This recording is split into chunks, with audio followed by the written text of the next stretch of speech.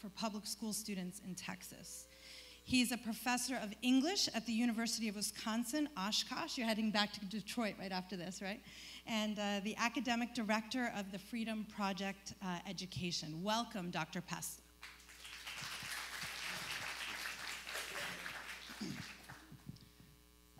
First of all, let me start by asking, the lights are really bright in the front, and can you see everything, the screen okay in the back? And I know they need the lights for the stream, right? Okay, good, just wanted to check on that. So you can see in the back, right? All right, great. Well, thank you very much for being here today. New Jersey is a state we know very well. I've been here about 6 or 7 times myself, largely with the help of Kip Webster, who's back there. And so we've done a lot of these, and we keep coming back to New Jersey because it's making a difference. As you know, your governor came out for the first time in 6 years. Your governor came out a couple days ago, or yesterday, wasn't it, and said, we need to maybe think about moving beyond Common Core. Yeah, that's a great thing. Unfortunately, not to throw a rain on that parade, but the fact is that in the same breath he said he's going to stick by the testing. You aren't getting rid of Common Core if you've got park testing. So this argument that we're going to keep the testing and maybe think about replacing the standards, that's a non-starter. The fact is that he's doing a rebrand. But so what? The people of New Jersey have pushed him to the point that he realizes his political future rests on distancing himself from Common Core. Is he ready to get rid of it yet? No. Does he think he can buy you off with this double-sided promise? Yes. But I've been in New Jersey long enough to know that you really don't put up with that kind of stuff in New Jersey, right? That you can smell that stuff a mile away. So that's good. So I want to start by giving that uplifting note that you forced the governor of New Jersey, who has been, outside of Jeb Bush, he has been the single biggest governor proponent of this anywhere in the country. Now he knows he made a mistake. Now he also knows it's going to be really hard to get out of it because of how deeply they've dug this. But at least you've got him talking the right way now. That's the first step. I want to applaud you for that because what I'm about to show you is really depressing. So remember that as you get stinking depressed over the next hour and a half. Let me ask, too. I know we've got a lot of Christian moms and dads here, and we've got a lot of homeschool moms and dads here. I'm going to make it very clear that they're coming for you. As always happens with the homeschool moms and the Christian moms, you're going to have to do the lifting for the public schools. Many of our public schools moms and dads, they're not paying any attention to this. If even 10% of the public school moms and dads in this country stood up and fought this, it'd be gone tomorrow. But we can't get them to see it. There is something to be said about that. But as homeschool moms and dads and Christian moms and dads, you know that if this is allowed to stand in the public schools, sooner rather than later, they're going to come for you too. And I'll explain how that works moving forward. So it's really, really important, I think. And as we already know, even though homeschooling is growing by leaps and bounds, we're up to about 3 million homeschool kids in this country right now. And from my perspective, it is the only safe way to deal with your kids right now. Even if you get rid of Common Core tomorrow, do you honestly think your public schools are going to get rid of all those textbooks and buy new ones? No way. Take a state like Texas. In the state of Texas, Texas is one of 4 states that never took Common Core to begin with. And even though they never took it, many of the school districts just went ahead and bought the textbooks anyway. Texas actually made Common Core illegal in the state of Texas. And yet, if you go to Breitbart, Texas, Texas moms and dads all across the state are finding Common Core textbooks, Common Core worksheets, Common Core assignments in their classrooms, and they're posting them on these websites. Think about how huge a state Texas is. There's no way the governor and his assembly in Austin can police well over 1,000 school districts. So this is what's happening here. The schools are often defying, in those states that have gotten rid of it, the schools are defying it and taking it anyway. So even if you get rid of Common Core tomorrow, at the state level, you're still going to have it in all your schools. If you can't find a really good non-Common Core Christian school to put your kid in, then homeschooling is the only way to go. Those are your only 2 options. And I want to make sure that those 2 options remain viable options because already they're using Common Core as an excuse to crack down. I don't know if any of you remember about 6 months ago in New Jersey where a mom wanted to pulled her kid out of, public school mom, pulled her kid out of a New Jersey school in this area somewhere. Pulled her kid out the superintendent of schools wrote her a letter and said, the only way we will allow you to homeschool your kids is if you do Common Core curriculum. Threatened them, bullied them. It took the Homeschool Legal Defense Association in Washington, D.C. to write a letter to that superintendent of schools to force them to back down. That's how serious they are about already trying to force homeschool moms and private Christian schools into this. And you also know, right, as we sit here today, that about 176 Roman Catholic diocese schools have already taken Common Core.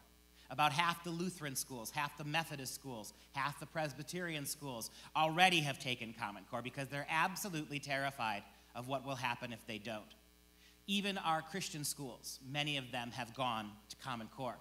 And so what we're going to do today is give you a very, very, very good overview of who did this, why they did it, how they did it, and then we're going to look at the standards and show you why they're not going to work either.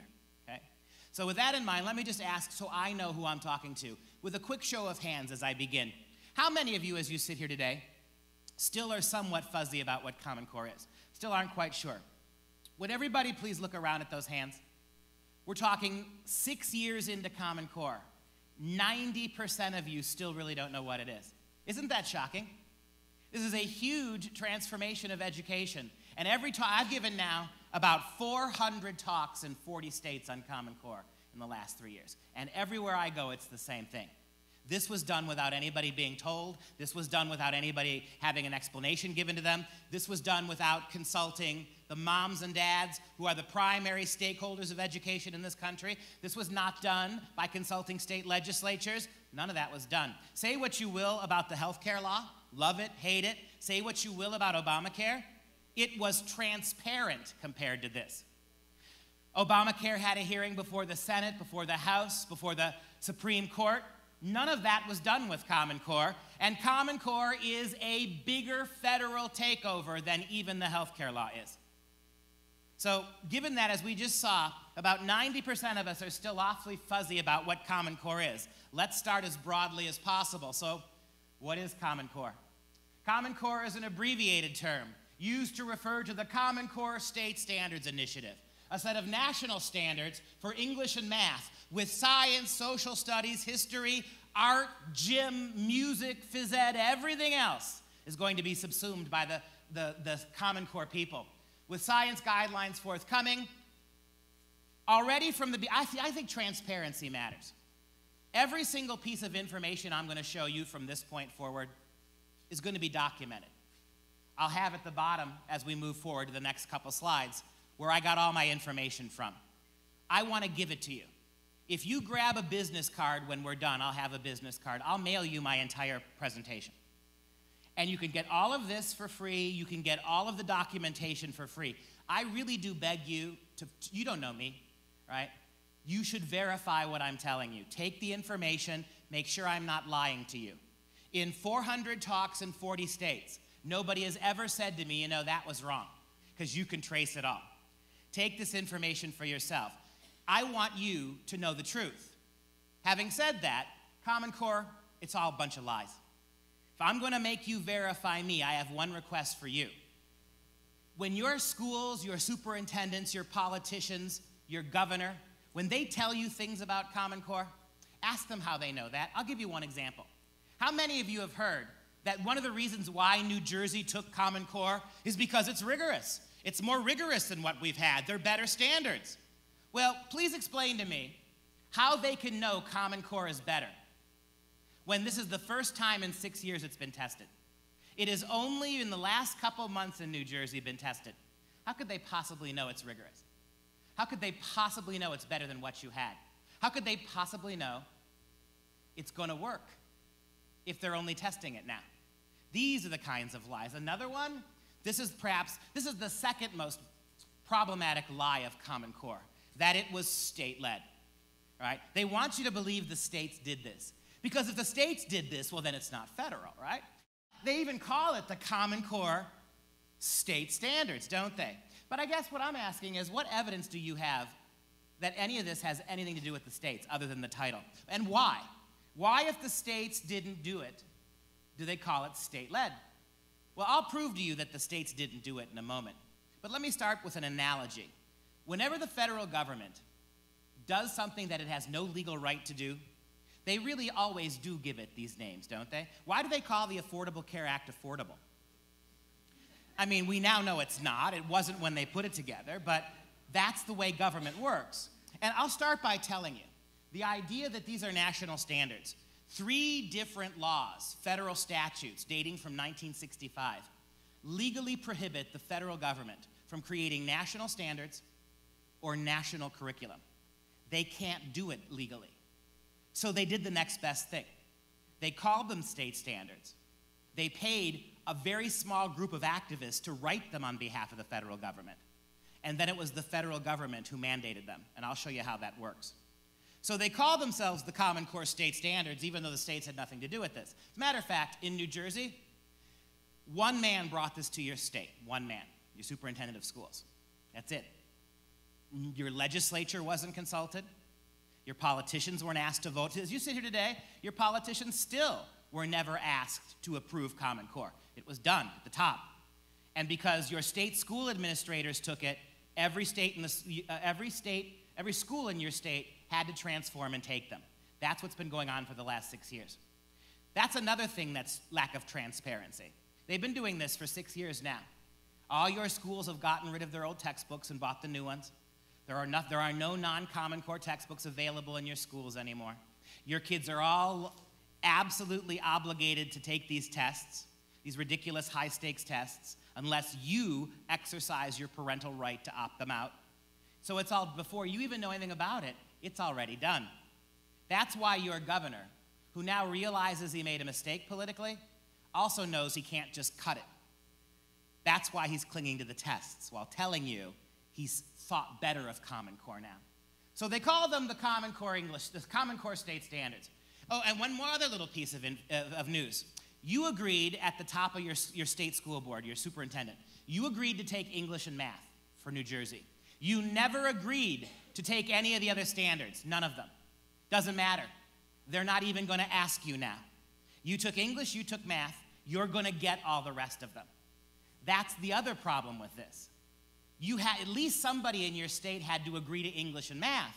Nobody agreed to science, and nobody agreed to social studies, but now they're just putting them in anyway. In fact, Common Core is branding so badly, the words Common Core are the American people hate it. 76% of recently polled American families say they dislike Common Core. So what is your federal government doing?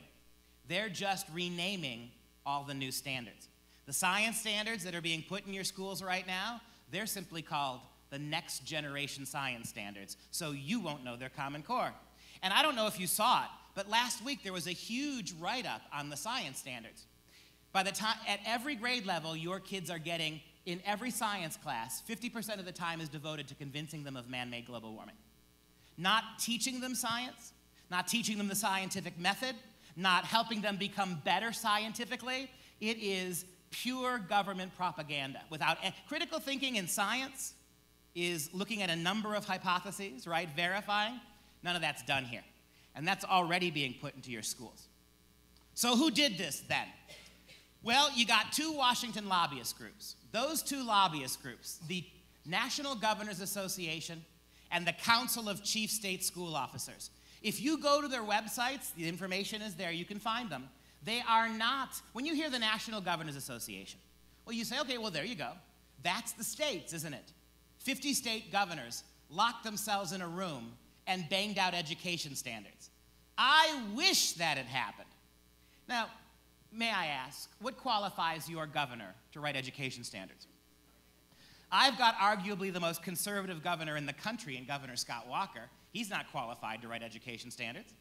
Jerry Brown, the most liberal governor of the state of California, he can't write standards either, no experience. There's not a single governor who has any experience writing standards. So why do I wish they had done it?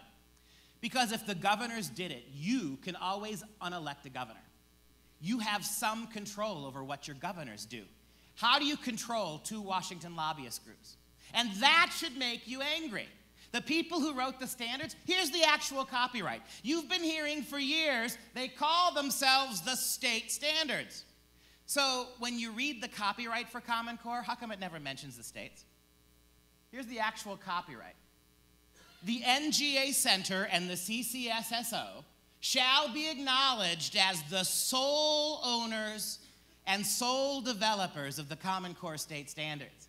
They even tell you in their copyright the states didn't do it.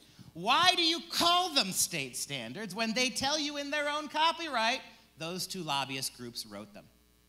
And let me make one further proof that the governors had nothing to do with this. Does anybody know which current governor was the sitting chair of the NGA while many of these standards were being put in your schools? It wasn't Christie. He was there for part of it. It was Governor Mary Fallin of Oklahoma.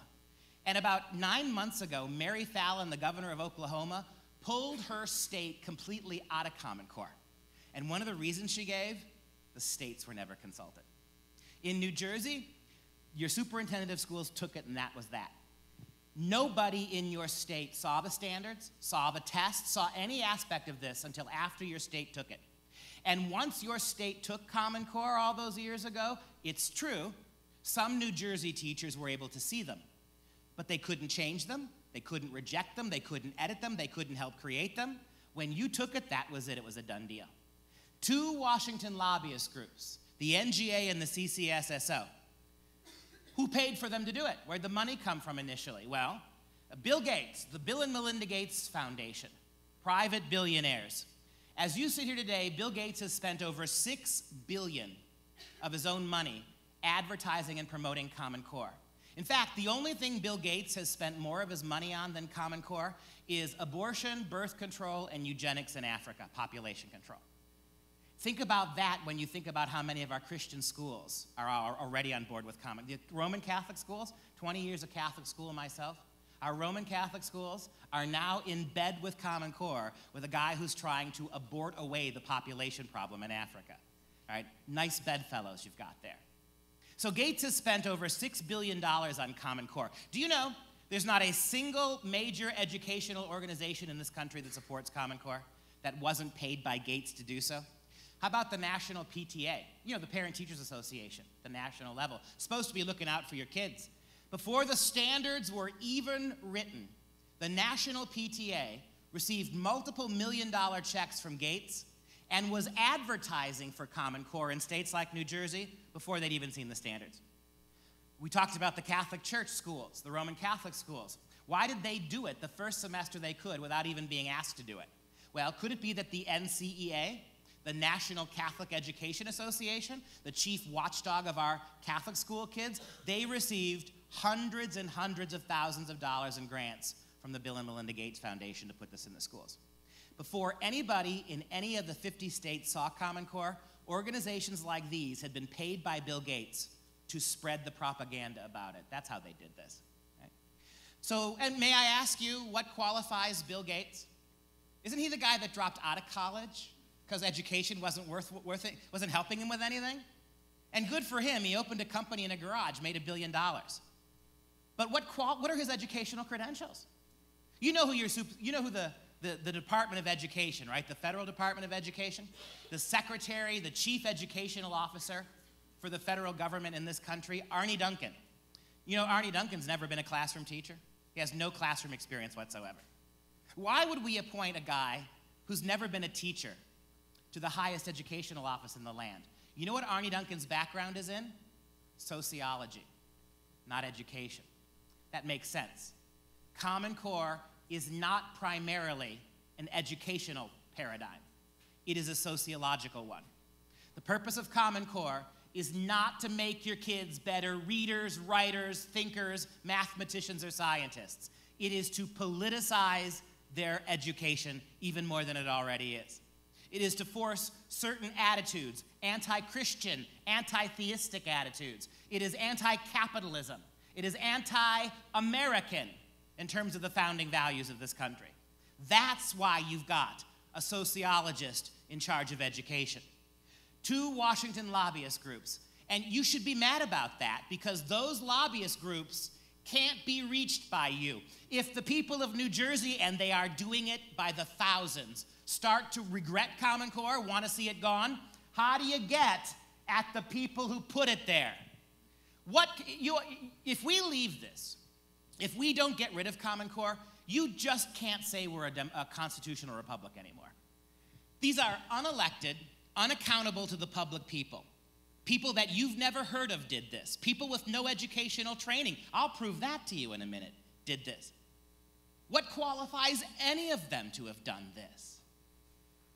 And so, okay, I hear what you're saying, Pesta. You're saying that 2 private lobbyist groups did it, paid for initially by a billionaire, a private billionaire. How can you then turn around and say this is federal? Well, who's in charge of public schools in this country? It's the federal government, right? Do you honestly think Bill Gates and 2 Washington lobbyist groups could have completely transformed the curriculum without the Department of Education agreeing to it? Furthermore, I don't care how many billions of dollars Bill Gates has. He could not have bought Common Core into your schools. He doesn't have that authority. These 2 lobbyist groups don't have that authority. What is the only entity in this country that could have allowed Common Core into your schools? That's the federal government. You know, you've been watching your federal government, right? And I don't care. This has nothing to do with Democrats or Republicans. They're meaningless terms when it comes to this issue. This is not a Democrat problem. It's not a Republican problem. You want the truth of the matter? In the 40 states I've been to, the Republicans have been a much bigger pain in the butt about this because they know better. I understand why the Democrats want this. It's big government. It's centralization. I get it. But can you name one Democrat governor who's out there screaming for this like Christie was up until recently? Can you name one? I can't. Can you name one Democrat senator or governor on TV telling you why this is wonderful? I can name 8 Republicans. Kasich in Ohio, Jeb Bush in Florida, Christie, right? All telling you how wonderful this is. This is a hugely bipartisan problem. In fact, I don't even like to think of it as a political problem. This is a political class versus the rest of us issue. This is the people who run the federal government, and they come in all different political parties. People who think the government should have more control over your lives, more control over what you teach your kids, more control over the kind of religious education they get, if they get any at all. That's the people doing this. So you got a situation here, right? This should make you mad. Nobody elected did this. Nobody now, if you want to reach them, you can get. This is what happens in banana republics, right? South American tin horn dictatorships, where unelected, unaccountable people do this without consulting anybody. That's how it happened. But how did the federal government do this then? How many of you have heard of the Race to the Top program? You remember back in 2009, 2008, when the outgoing Republican president, George Bush, and the incoming Democrat president, Barack Obama, told you that unless we take billions and billions of taxpayer money and give them to banks and car companies, the whole system was going to collapse. Did you know that when the stimulus happened in 2009, under President Obama, that over $1 billion of that stimulus money went from the federal government to the Department of Education to begin to create the tests and the infrastructure for Common Core? Before you had anybody writing the standards, the federal government was already preparing the way for it, number one. And number two, how did they get it in your schools? Well, that was the Race to the Top program. In 2009, Arne Duncan, in conjunction with Barack Obama, they created the Federal Race to the Top program. It was basically grants, big money giveaways from the federal government to state education departments. Give you an example. In 2009, New York became the first state in the union to accept a Race to the Top grant. They received $700 million from the Treasury. That money went right into the State Department of New York. They could spend it on anything they wanted to. Computers, substitute teachers, tetherballs, no strings attached. As you sit here today, over 46 states out of 50 took some Race to the Top money. And do you know contractually what the only major stipulation was for taking Race to the Top money? Any state that took any Race to the Top money had to accept the Common Core state standards when they were finally written. That's how it was done. You took money. You took a lot of money in New Jersey. Living in New Jersey, I'm sure that doesn't surprise you, right? That your politicians drunk at that trough. Simply by taking money from the feds, you were obligated to take the standards when somebody finally got around. So you took the standards, New Jersey, before you even knew what any of them said. That's how you did it. The federal government used the power of the purse to bribe you and 46 other states into taking it. That's how you got it. It is federal. Now, I don't know why it took this long, but now we finally have our first state governor who is suing the federal government for the illegality of this. If you've got 3 different laws from 1965 prohibiting the federal government from doing this, plus you've also got the 10th Amendment to the Constitution, which prohibits the federal government from meddling in state education policy, you have a lawsuit. And that governor is Bobby Jindal of Louisiana. He's suing, and 16 different state governors are considering joining his lawsuit against the federal government. Alas, Chris Christie is not one of the ones considering joining the lawsuit, although, who knows, maybe he's changing now. That's how you got it. There's your copyright, right? We're shooting down myths here, the myth that the states did it. Because if they can convince you that the states did this, right, that this was somehow democratic, that teachers and governors all across the country, no, none of it happened. In fact, the problem with this, the illegality of this, was pointed out by the Department of Education. The 2 chief lawyers at the Department of Education in 2009, when this happened, both said this was illegal, and the Department of Education had no authority to do it. Those 2 lawyers were Kent Talbert and Robert S. Eitel.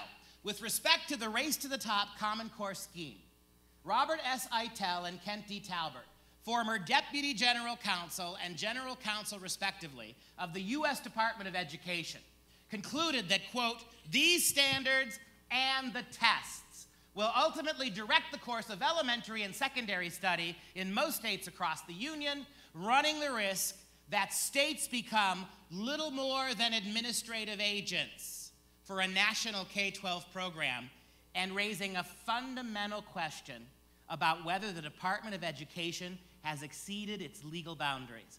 Now they're no longer employed by the Department of Education. You go to that website, they've written a 40-page white paper detailing all the illegal elements of this, all the constitutionally illegal elements about the way this was done. And those were the 2 lawyers that the Department of Education hired to look over their behavior. They both said it wasn't. Now, 40 states, 400 talks.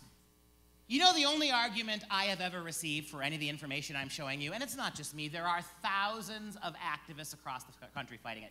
You've got 50, 60, 80 people in New Jersey just going all over the place fighting this. You know the only argument we get for all the facts we present? Well, if you oppose Common Core, it's just because you're a right-wing conservative, tinfoil hat-wearing nutjob. That's the whole argument. I mean, there is no other argument. And you know, right? That's not an argument, that's a slur. That's just name-calling. But you heard this before, right? Remember, if you opposed the health care law, that meant you wanted people to die in the street? And you either support us 100% or you want people dead in this. Remember the last presidential election when we were told if you didn't support the latest radical feminist position with regards to abortion, it was a war on women? Remember that one?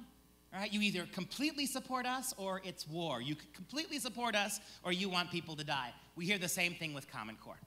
Either you support us or you just don't want any standards in the schools. As if for 200 years our kids were being educated in a rudderless way, right? That there were no tests or grades or there were no assignments, that somehow, until the advent of Common Core, our schools were just a chaotic mess. Nonsense. Prior to the creation of the Department of Education in 1977, we didn't need a Department of Education, did we? For 200 years, we educated our kids exceedingly well. Our educational system was the envy of the world.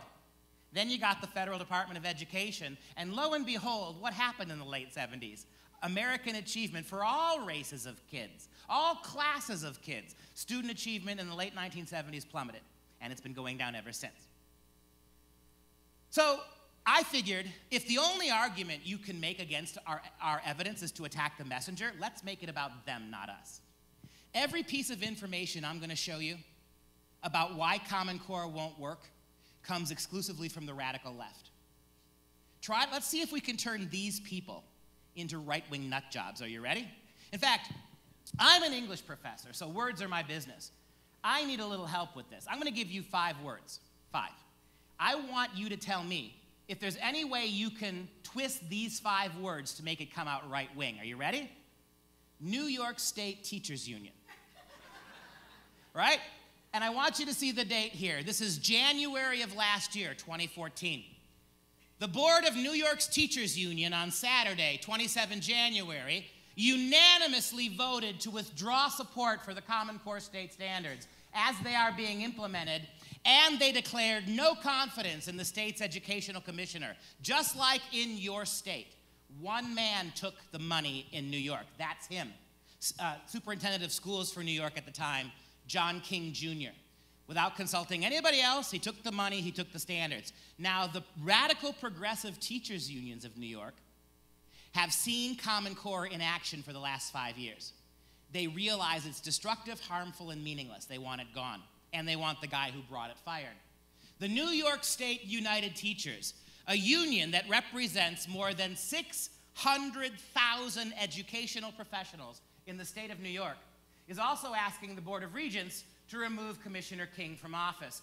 And although the union initially backed the standards, the union says it will not support them any longer, either as implemented or interpreted. Not the way you wrote them, and not if you try to fix them. The New York teachers. And we can do better than that. How about the NEA? How about the largest teachers union in the country? How about the most radically leftist big union in the country?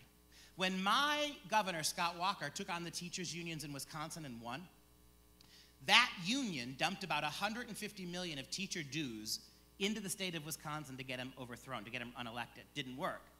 But this is no right-wing organization. And I want you to notice the date of this, February of last year. Notice how these objections didn't come in 2010 or 2011 or 2012. Why is everybody now doing it? Because now we've seen the tests. Now we've begun to see full implementation. Teachers' unions across the country are balking. And this just happens to be the biggest one. The nation's largest teachers' union is pulling back on its once enthusiastic support for Common Core, labeling the rollout, quote, completely botched, unquote. NEA President Dennis Van Rokel said, quote, the standards will not succeed without a major course correction that includes rewriting the standards and revising the tests with teacher input. He's exactly right. These tests that your kids have to take, they were not written by educators. So we're holding you, the only way we have to measure Common Core, the only way, not the grades your teacher gives, those are meaningless. The quizzes, the tests, they don't mean anything anymore. The only way we have to determine whether your kids are succeeding at Common Core or not are these big one-size-fits-all national examinations. They're controlled by Washington, D.C. New Jersey doesn't get the results of New Jersey kids' tests. The teachers who teach your kids will never see how the kids sitting in front of them did on those tests. They're meaningless. They tell you nothing. Please, and let's think about this. Do you honestly think you could create one exam that's going to tell you anything at all meaningful about 60 million American school kids? Not only are these tests burdensome, frustrating, developmentally inappropriate, they are also meaningless. You can't tell a teacher anything about this that's going to help her. And yet that's the only way we're measuring this. 32 states in the union have already decided that the primary way they'll be evaluating teachers moving forward is simply on how well those kids do on those tests. And the teachers didn't write them, don't get to see them, have no ability to revise them. You understand why the unions are balking now? Look, you're smart enough to know the unions didn't just suddenly become Christian conservative, did they? The unions aren't going to run out and vote for anybody other than Hillary in the next election. These left-wing teachers unions have figured out that they don't control the classroom any more than you do, Mom. The federal government controls it now. You understand, if the only way your teachers are being evaluated are these one-size-fits-all tests, then whoever controls the tests controls your kids and your teachers. That's the federal takeover in this, right? By the way, there he is. By the way, the president of the NEA, Dennis Van Rokel, he's not the president anymore. He lost in a runoff to a female candidate who ran on an anti-Common Core platform at the NEA. How about the nation's second largest teachers union? How about the American Federation of Teachers? And believe it or not, the AFT is considered to be the more radical progressive of the two unions. And notice the date here, less than 8 months ago, July of 2014. Here's what the AFT said. In a major surprise, the American Federation of Teachers, the country's second largest teachers union, opened its convention by announcing a step back from Common Core. The AFT will now provide monetary grants to teachers who want to criticize the standards or even write new teacher-driven standards. Think about that. In New York, you haven't gotten here yet, New Jersey. In New York, the state of New York took the standards. The teachers union supported them initially. If you're a teacher who hates the standards, what are you going to say about it? Who's going to protect you? The state wants them and your union wants them. People keep saying, all these politicians keep saying, whenever I talk to teachers, they love the Common Core. That's because the ones who don't love it can't say it. I've got a stack at home this thick in a folder of about 1,000 letters from all across the country. Letters written by superintendents and principals to teachers telling them, you have every right to your own opinion, but if you oppose Common Core publicly, you will lose your job. You either get on board with Common Core or you leave. Now, what happened in New York? When the New York Union tried to get rid of Common Core, teachers started speaking out by the thousands. Why? Because if the state tries to fire them now for speaking out, the union will protect them. That's not happened here in New Jersey, right? Your New Jersey teachers, the state wants Common Core, and the union is pressuring them to shut up and do it. So all those teachers, I'm not saying, look, if your union backed out, the unions in this state backed out tomorrow, I'm not saying 100% of your teachers would come out and say they hated Common Core, but I'll bet you 7 out of 10 would. Those are the teachers now who are absolutely terrified of losing their jobs. And all the senior teachers, the ones who've been teaching for 25, 30 years, they're just retiring. They're just retiring. They're not going to deal with it. What do you say about an educational paradigm that forces teachers into silence if they oppose it and drives the seasoned, mature teachers right out of the system? How could that be good for your kids? So the AFT is going to pay. You see what they're doing? They're paying teachers to criticize the standards and to write new ones. The AFT's Executive Council also introduced a resolution declaring that the standards may have had noble intentions, but have fallen short due to outside meddling, David Coleman, Bill Gates, and an inordinate focus on standardized tests, meaningless, high-stakes tests. Oh, by the way, Common Core has also seen other opposition on the left as well, particularly from a new faction of almost 100,000 left-wing teachers who call themselves the Teachers Association. That's their name, right? The BATs, the BATs. Now the number of teachers is about 175,000. And the BATs formed exclusively to fight Common Core from the left. Believe it or not, the BATs are standing arm in arm with Tea Party activists to fight this. Why? Because of what Common Core does to special needs kids, kids who are already struggling, and kids who are already behind, primarily inner city ethnic kids who are getting absolutely hammered by this. When do the left and the right agree on anything? But they agree on this. You can already see, right? Group after group after group on the left is opposing this. Their only argument to you is, opposition to Common Core is just from the right-wing crazies. Okay, let's look at, how about these right-wing crazies? How about the Chicago Teachers Union? How about Barack Obama's own backyard? How about those right-wing nut jobs? That's Karen Lewis. She's the president of the Chicago Teachers Union. This woman, she is a self-defined Marxist socialist. That's her pedagogy, that's her worldview. She was going to run for mayor of Chicago last year, and she was going to run to the left of Rahm Emanuel. Let that sink in for a minute. The Chicago Teachers Union is the most radical, progressive, big city teachers union in the country. Do you know who their Martin Luther King Day speaker for the elementary school kids was last year? Not her. She brought in the Reverend Jeremiah Wright. Remember him? Remember Jeremiah Wright? Yeah. That was their MLK Day speaker.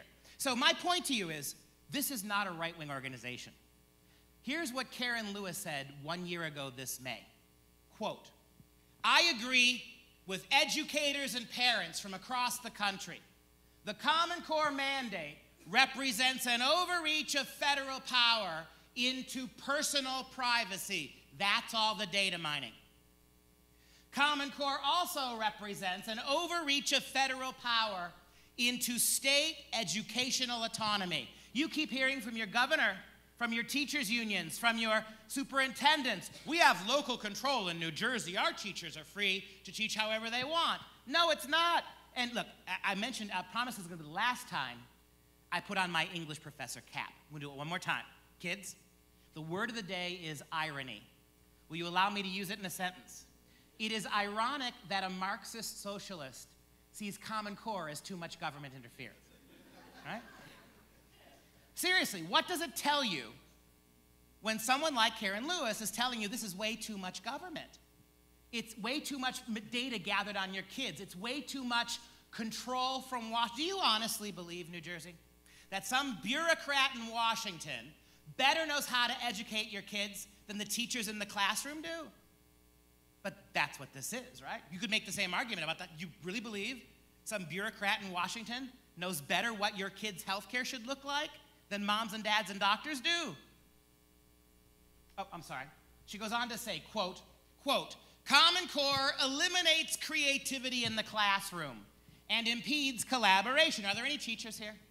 And of course, if you're a homeschool mom, you are a teacher. Let me ask you, tell me if I'm wrong, teachers. And I've been one for 22 years. The best teachers are the ones, every now and then, more often than we'd like to admit, you got 25 kids looking at you with deer in the headlights. They're not getting anything you're saying.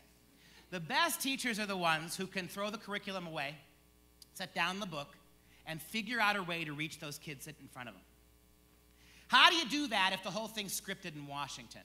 How do you do that if the whole thing is geared to these tests that you have no control over? Common Core eliminates creativity in the classroom and impedes collaboration.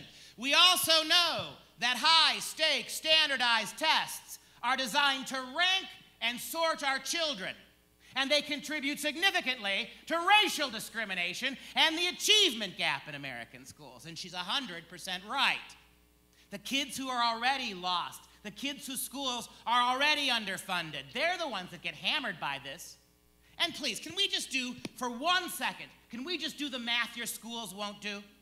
You're going to get 60 million American school kids to exactly the same place. By definition, is that going to be a high place or a low place? It's got to be low, doesn't it? Look, there's nobody who looks like me in the NBA. It's a racial outrage. There are no 5'7" pudgy white guys in the NBA. In fairness, out of social justice, I'm not uppity. I'll be the 13th man. I'll wave a towel, wear a jumpsuit. Just give me my $4.7 bottom line baseline NBA salary. But you know, if you're going to get me in the NBA, what are you going to do to the overall level of play? You're going to lower it. And by the way, we're in a church. I think I can talk freely to you. Did God make your kids all to be the same kid? Did the good Lord make all your kids to be common? Who in the world thought to name it that? I mean, when they named it that, they really named it what it was. When they say Common Core, they mean lowest common denominator. If we're going to get every kid to the same place, it's going to have to be, because some of your kids are really good in math, and some of your kids are really good in writing, and some of your kids are really good in history. No kid is good in all of those things. So rather than allow your kid to be what he can be in the area he's good at, we're going to pull them all down to make sure they're the same kid.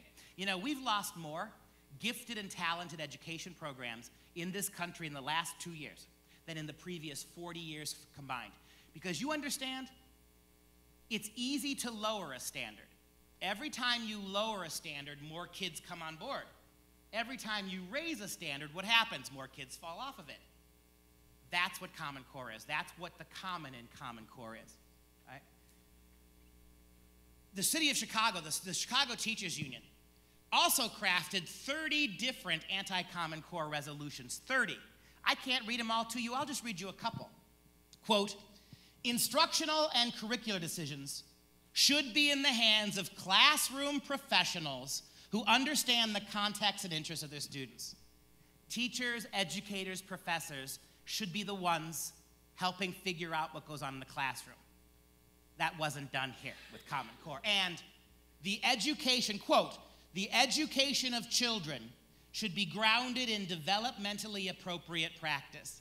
The first person today to tell you that Common Core is developmentally inappropriate for our children was not me, it was the Chicago Teachers Union. You're going to hear it from 10 other people, all of them liberals before we're done, and I'll prove to you that they're developmentally inappropriate. They are psychologically harming our children, what they're doing to your kids, right? And if you've been watching the news, you've seen the assignments that are getting pulled out of Common Core classrooms. You have seen the level of sexuality, the level of political advocacy, the level of government interference you've seen in these kids' workbooks and textbooks, right? Oh, hang on, sorry. They also say, the whole union, Common Core standards were developed by non-educators, non-practitioners, including test and curriculum publishers and education reform foundations, like the Gates Foundation, the Broad Foundation, ALEX, Achieveinc, all these 501c3 educational reform foundations that were not designed to improve your kids' education. They were simply designed to politicize it. What do you think the Gates Foundation is doing? What do you think the Broad, the Ford Foundations are doing? They're not trying to make your kids achieve at a higher level. They're politicizing education. Either they're run by people like Bill Gates or George Soros. They're changing education, but not to make it more rigorous. They're the ones who did this, along with textbook publishers. Think about this. In the late 1970s, if you look at the arc of American achievement in education, from 1900 to about 1970, our kids are going up, up, up. Vis-a-vis the rest of the world, American achievement is really solid. Our school system was the envy of the world. Then all of a sudden in the mid-1970s, by the time you get to the Carter administration, the Federal Department of Education is created. What did you need it for? But no sooner did you create the Federal Department of Education than all the money that used to go right directly to the states for education now had to funnel through the federal department. And so what's the first thing the Federal Department of Education did? It had to prove why it was necessary. So it hired textbook companies to create these big tests. These tests aren't new. Remember when we were kids, it was the Iowa Basics, right? But you only did it for a couple days in March and then we were done with it. Well, this all started in the 1980s. In the 1950s, 60s, 40s, 30s, kids didn't take these kind of tests. They were unnecessary. In fact, can we say it?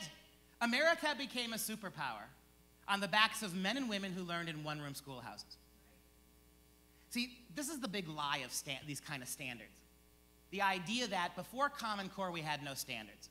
Wait a second. How did we become so powerful? How did we put a man on the moon? How did we do that? We put a man on the moon in the 1960s with less technology available to NASA than the cell phone in your pocket. Think about that for a second. And we somehow characterize that education system as a failure. Who did that? I'm old enough to remember my elementary school days in the 1970s. It's not like in the 1970s. Teachers started saying, son of a gun, our kids are stupid all of a sudden. It's not like moms and dads were, oh my gosh, Junior's dumb. That didn't and as a university professor, I can tell you this is true.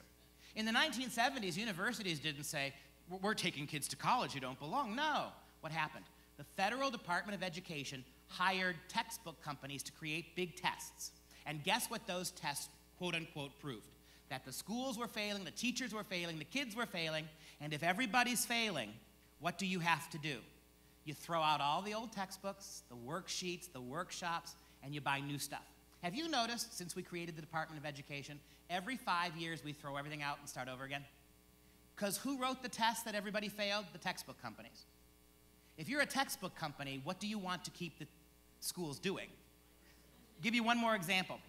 Please, and I'm an English guy, not a math guy, so tell me if I'm wrong, but nothing has changed in math for kids from 5 years old to 12 years old. Nothing's changed in 2,000 years. Have we added a new number that I'm unaware of? Have we slipped a new shape into geometry that nobody told me about?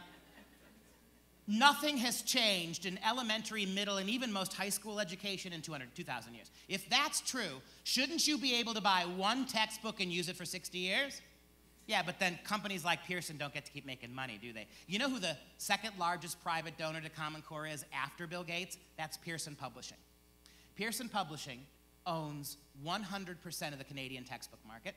They now own 80% of the American textbook market. 95% of Common Core textbooks your kids use come from Pearson Publishing. And did you know that 4 years ago, your federal government paid Pearson $350 million a year to create the tests, manufacture them? Do you know Pearson gets paid $30 for every test your kids take? What's 30 times 60 million? And I want you to think about that. This is what's called crony capitalism. Your federal government is paying Pearson every year hundreds of millions of dollars to do what it would have done anyway. It's a textbook company, to produce things. But now the government is paying them to do it. Pearson then turns around and sells all that stuff to states like New Jersey, and Pearson gets to keep all the profits for it. What does the federal government get? Power and control. What does Pearson get? Rich, right? We've seen this before. That's what they're telling you. As a result, Chicago says, as a result, these standards better reflect the interests and priorities of corporate education reformers than the best interests and priorities of American teachers and students. Now, right-wingers, notice the date on this, January of this year, 3 months ago. 3 months ago, the entire Democrat Party of Washington State came out and condemned Common Core in round terms. I'm going to read you what the Washington State Democrats said. What this means is, by the way, in the state of Washington, if you want to run for political office as a Democrat, you have to accept their party plank, or you won't get any support for them, no money. The entire Washington State Democrat Party, the Central Committee of the Washington State Democrat Party, passed a resolution roundly condemning the Common Core standards. This is the first time a statewide Democrat Party committee has taken a public position against the core, and it happened in the backyard of the Gates Foundation. Why Chicago? Because the Obama machine is there pushing this junk. Why Seattle? Why Portland? Because that's where the Gates people are spending all their money to push this junk. The people, whether they be liberal or conservative, Christian or atheist, they are all rallying behind this because unprecedented people are opposing this. All right, and here's the, if I didn't tell you this was the Washington State Democrat Party, everything in their resolution, you'd think the Tea Party wrote it. Here's what they said 3 months ago.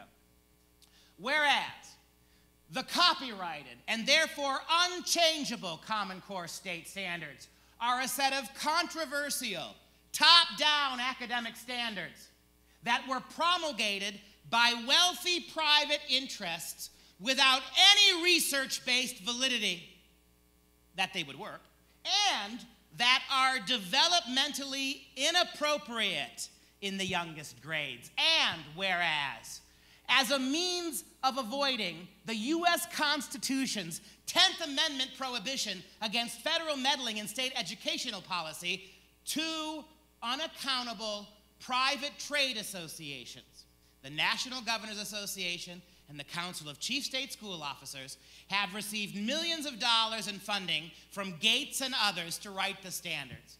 And whereas the U.S. Department of Education improperly pressured state legislatures into adopting the standards and the high-stakes standardized tests based on them as a condition for competing for federal race-to-the-top funds, money that should have been based on need, not bribery. And whereas the implementation of Common Core will cost local school districts hundreds of millions of dollars to pay for standardized computer-based tests, technology, curriculum, and teacher training at a time when the state of Washington is already insufficiently funding K-12 basic education, without all of this, without any proven benefit in Common Core to your kids, none. And whereas some other states are already pulling out of Common Core besides the 4 that never took it, therefore be it resolved that we call upon the Washington State Legislature and the Superintendent of Public Instruction to withdraw from the Common Core and keep K-12 education student-centered and accountable to the people of Washington State. What does progressive Washington know that you don't, New Jersey, that your politicians don't know? Everything I just told you, the Democrats said exactly you can go ahead and try to make this about personalities, try to make it about political parties all you want, but if that's all you got, then you got no answer for this stuff, right? That's the Washington State Democrats. And if Common Core is state-led and it's all paid for by the federal government, why is this happening? In California, it's going to cost about $1 billion a year for the school districts of California to administer these tests every year. $1 billion. There are 1,027 school districts in California. It's going to cost the state $1 billion a year every year. California took about $900 million in Race to the Top money. In 1 year, they've already spent more than that. This is, notice the date, January 29th of 2015. The state of California could be liable for as much as $1 billion a year in costs if a group of school districts succeeds in winning reimbursement for expenses associated with the implementation of computer-based tests in Common Core. 4 unified districts, Santa Ana, Vallejo, Plumas, and Porterville, and the Plumas County Office of Education filed a claim to classify these new tests as state mandates. Of course they are. Your schools didn't adopt Common Core. Your state did. Your state took it. Your state required it of the schools. That means the costs associated with Common Core that the school districts can't afford to pay will have to be paid for by the state. And by the way, when we say the state's going to have to pay for it, we mean you. Who's going to have to pay this money every year? California's on the hook for $1 billion a year just to implement the tests. And if Common Core is genuine, and notice the date, January 31st of this year, you see what's happening? Now that people are seeing it, everybody hates it. Now, the federal government is counting on the fact that we've spent so much money on it, we've dug it so deep, we've gotten rid of all the old textbooks, there's nothing you can do about it. That's kind of what your governor said. Your governor didn't even go so far as to say we should get rid of it.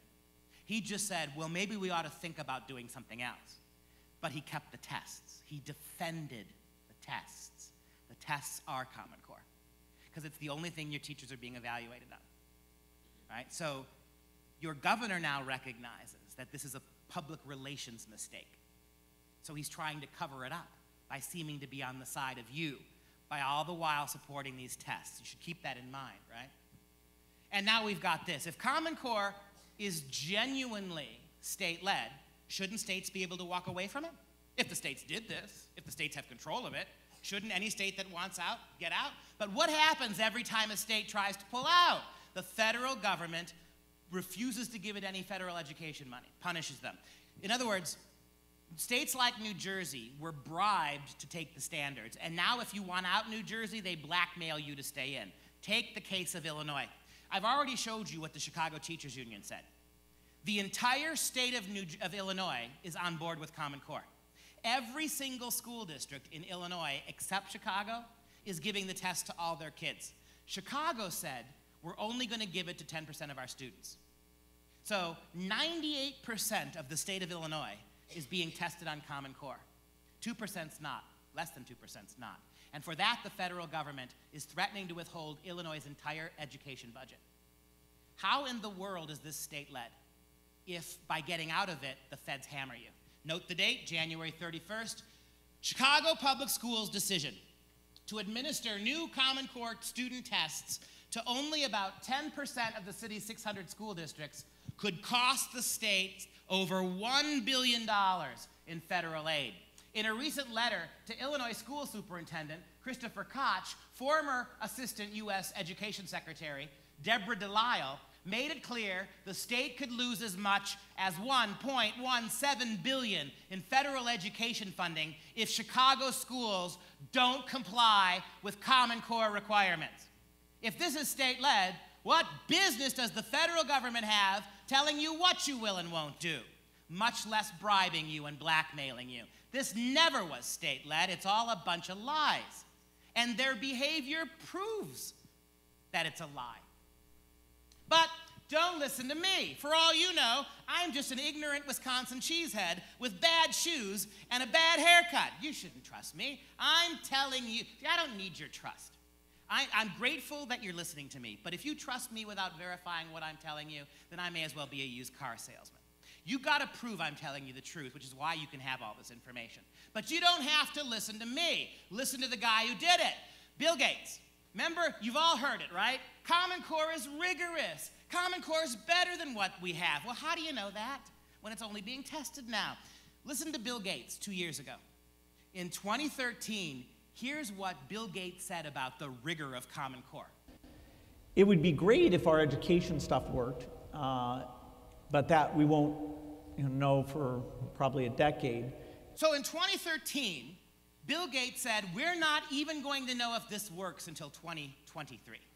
Your kids are guinea pigs. Your kids are being tested like lab rats. 10 years. And remember in 2002 and 2003 when we got No Child Left Behind, itself a big federal takeover of education? 13 years later, we're all getting out of it now. How many billions of dollars spent? How much did the textbook companies make by making all new stuff that we're all throwing out now? And you know the dirty little secret? Common Core is nothing more than No Child Left Behind on steroids. All the worst aspects of No Child Left Behind, one-size-fits-all education, outcome-based education, meaningless standardized tests. That's exactly what Common Core is. The only difference between No Child Left Behind and Common Core is even more solidly federal. That's it. Outcome-based education. Can we call this what it is? When we teach your kids, when our educational philosophy is outcome-based education, you know what that means, right?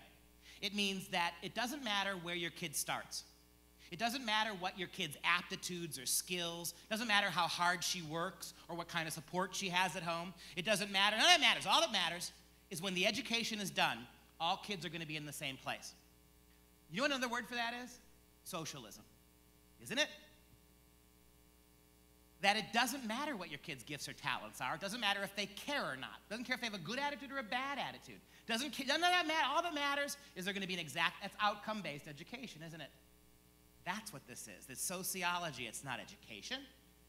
And speaking of Bill Gates, I think the most dangerous lie of Common Core, and tell me if you've heard it, that Common Core is just a set of standards. It's not curriculum. Teachers can do what they want. Well, I've already explained to you. If the only way you have to measure the core are these tests, then your teachers' jobs depend on teaching the kids not knowledge, but teaching the kids the test. That, by the way, is unethical, isn't it, if you're a teacher? To simply teach kids not to know something, but simply to be able to replicate it on an exam, that's not ethical. But that's what Common Core is. But again, don't listen to what Bill Gates says about this, about the freedom that your teachers are going to have. We'll only know if this effort has succeeded when the curriculum and tests are aligned to these standards. Secretary Arne Duncan recently announced that $350 million of the stimulus package will be used to create just these kinds of tests. Next generation assessments aligned to the Common Core. Listen to this. When the tests are aligned to the common standards, the curriculum will line up as well. When the tests are aligned to the Common Core standards, that just happened, right? The curriculum lines up as well. That was in 2009, before the first standard was even written. We'll only know if Common Core is successful when the tests and the curriculum line up. In other words, we'll only know if this works when the standards, the tests, and the curriculum are all the same thing. What freedom are your teachers going to have? That was in 2009, before the first sentence of the first standard was even written. Did you also catch the thing that I warned you about earlier? How much of that stimulus money did Arne Duncan boast? Money that was supposed to go to bail out. You had to cough it up, America. Pay higher taxes to bail. And it went right to the Department of Education to create the infrastructure for this nonsense. And you want to keep arguing it's not federal? That's Bill Gates. You know who that is? That is David Coleman. He is the architect of Common Core. He is the man most responsible for writing the standards. He has not 1 minute's worth of educational experience. None of his degrees have anything to do with education. He's never taught, never been a teacher, never taken a course in education. He has no experience. He wrote the standards. And this will get you really mad. The liberal Huffington Post calls David Coleman the most powerful educational administrator that nobody has ever heard of. Nobody knows who he is. No sooner did Coleman, who has no experience, write the Common Core standards, than he immediately left Common Core, and guess what he just miraculously is doing now? He is the president of the college boards, where he is rewriting the ACTs and the SATs. You know, the exams your kids are going to have to take to get into college. He's rewriting them to conform to the Common Core standards he created. Do you understand what I mean when I say Banana Republic stuff? You're not a free country anymore. If they're taking something that belongs to the people, public education, they're allowing unelected, unaccountable, nobody's ever heard of them people with no experience to completely rewrite the standards, then what? Let me prove to you, in his own words, that David Coleman doesn't know what he's doing. He's being introduced at an educational conference in 2011. Listen to this one. Give it a little boost in volume. He has been involved in virtually every step of setting the national standards, and he doesn't have a single credential for it. He's never taught in an elementary school, I think. I actually don't know. He's never edited a scholarly journal, but I think he has written scholarly papers, and a variety of other things that everybody here has done some of. He hasn't done. You'd think someone with Lauren's experience would understand you never tell the truth when you're introducing someone. I actually think it's really important to try to base what I'm about to say to you on evidence I share with you rather than on the sands of my qualifications. So if I ask you or talk to you about doing something, it should be evident that it makes sense to you to do, because I have no other authority. Because I have no other authority. Because I have no experience. And what makes you angrier? The fact that this is the guy who did this to you? Or the fact that you've got a room full of teachers giggling like schoolgirls when she points out he's not qualified to do any of this? What does that tell you about who did this?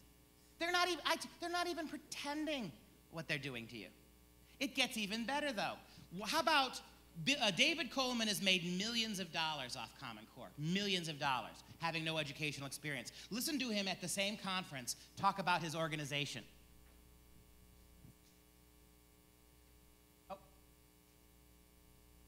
So with that in mind, I'm about to jump in, but I'm just going to say one word about my own organization, which is Student Achievement Partners. Student Achievement Partners, all you need to know about us are a couple things. One is we're composed of that collection of unqualified people who were involved in developing the common standards. We are that collection of unqualified people who were involved in developing the standards. So when you hear the words rigor, when they tell you this was governors and states and teachers, don't listen to me, listen to the people who did this. It's even better than that. This one, if this doesn't get your blood pressure pumping, then you are just dead. Remember that what I think the biggest lie of the most dangerous lie of Common Core is that our teachers are free to do whatever they want. Listen to the man, the unqualified man, on that topic.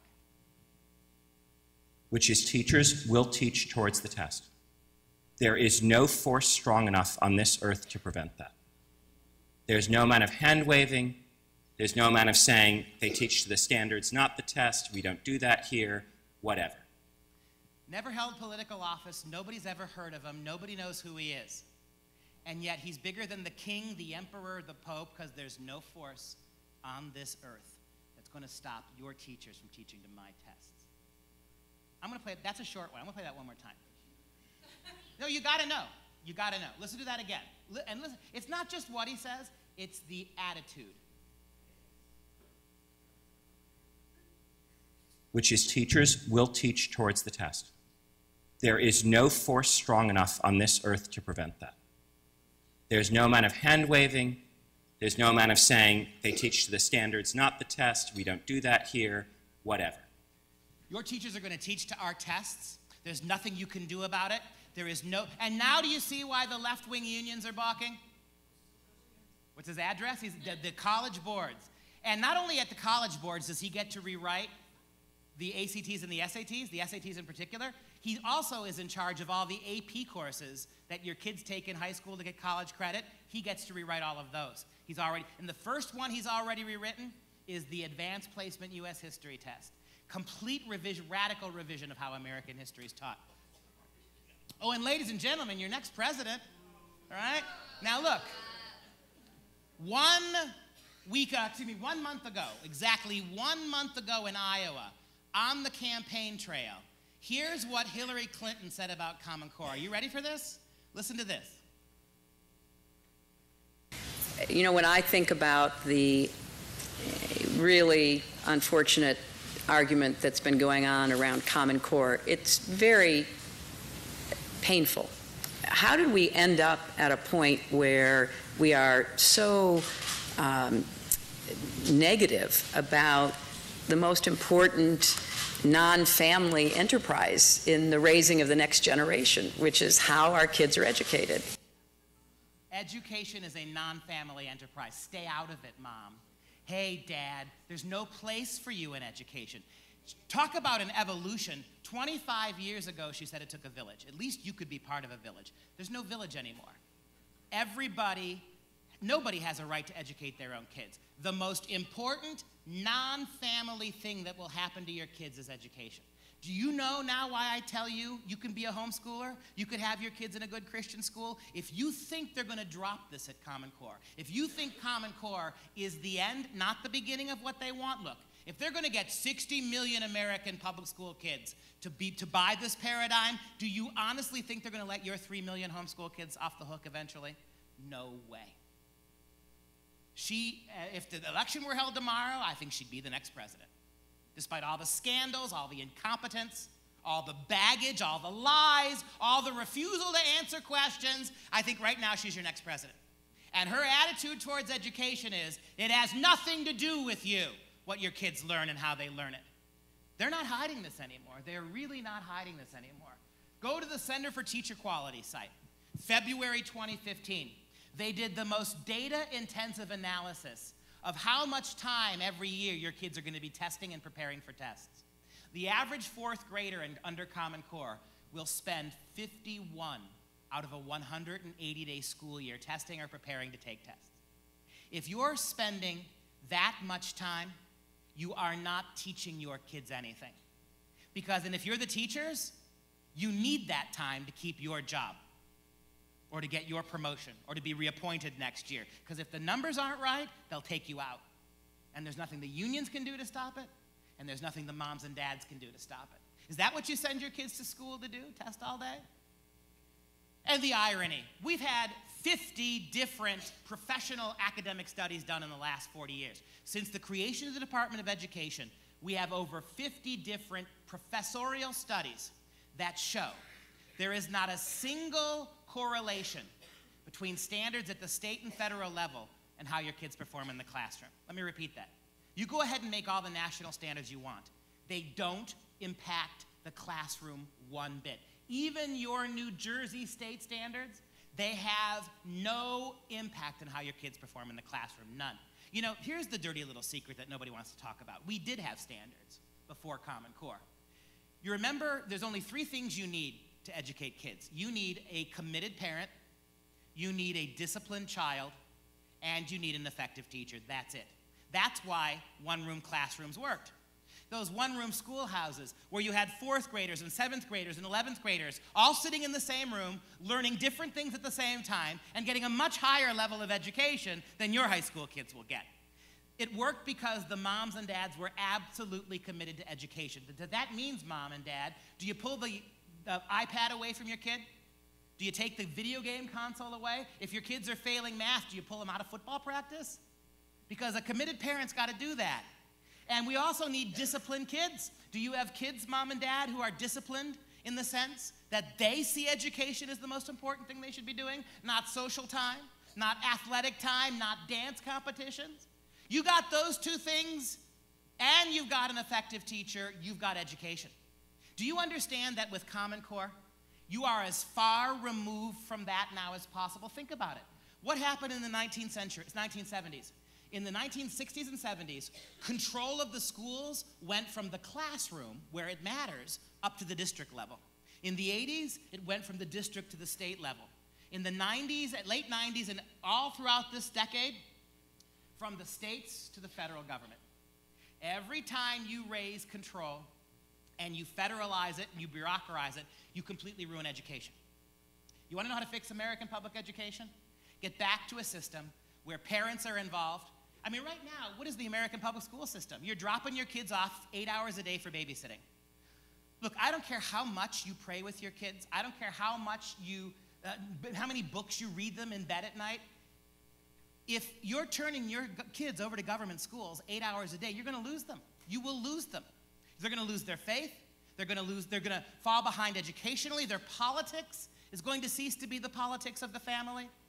A new survey just out, 91%, more than 9 out of 10 kids who graduate from a state university vote the way their professors do for at least a dozen years. 9 out of 10 American university graduates for at least a dozen years will vote exactly like their professors do. And I gotta tell you, as a professor myself, you don't want that. They all vote the same radical progressive way. They vote for things like Common Core. After a dozen years or so, when they graduate, when they've got young kids of their own and jobs and careers and payrolls to make, then all of a sudden reality hits them like a ton of bricks. But that's a long time to bank on, right? An entire generation lost. 50 different academic studies. This is just the most recent and the most comprehensive.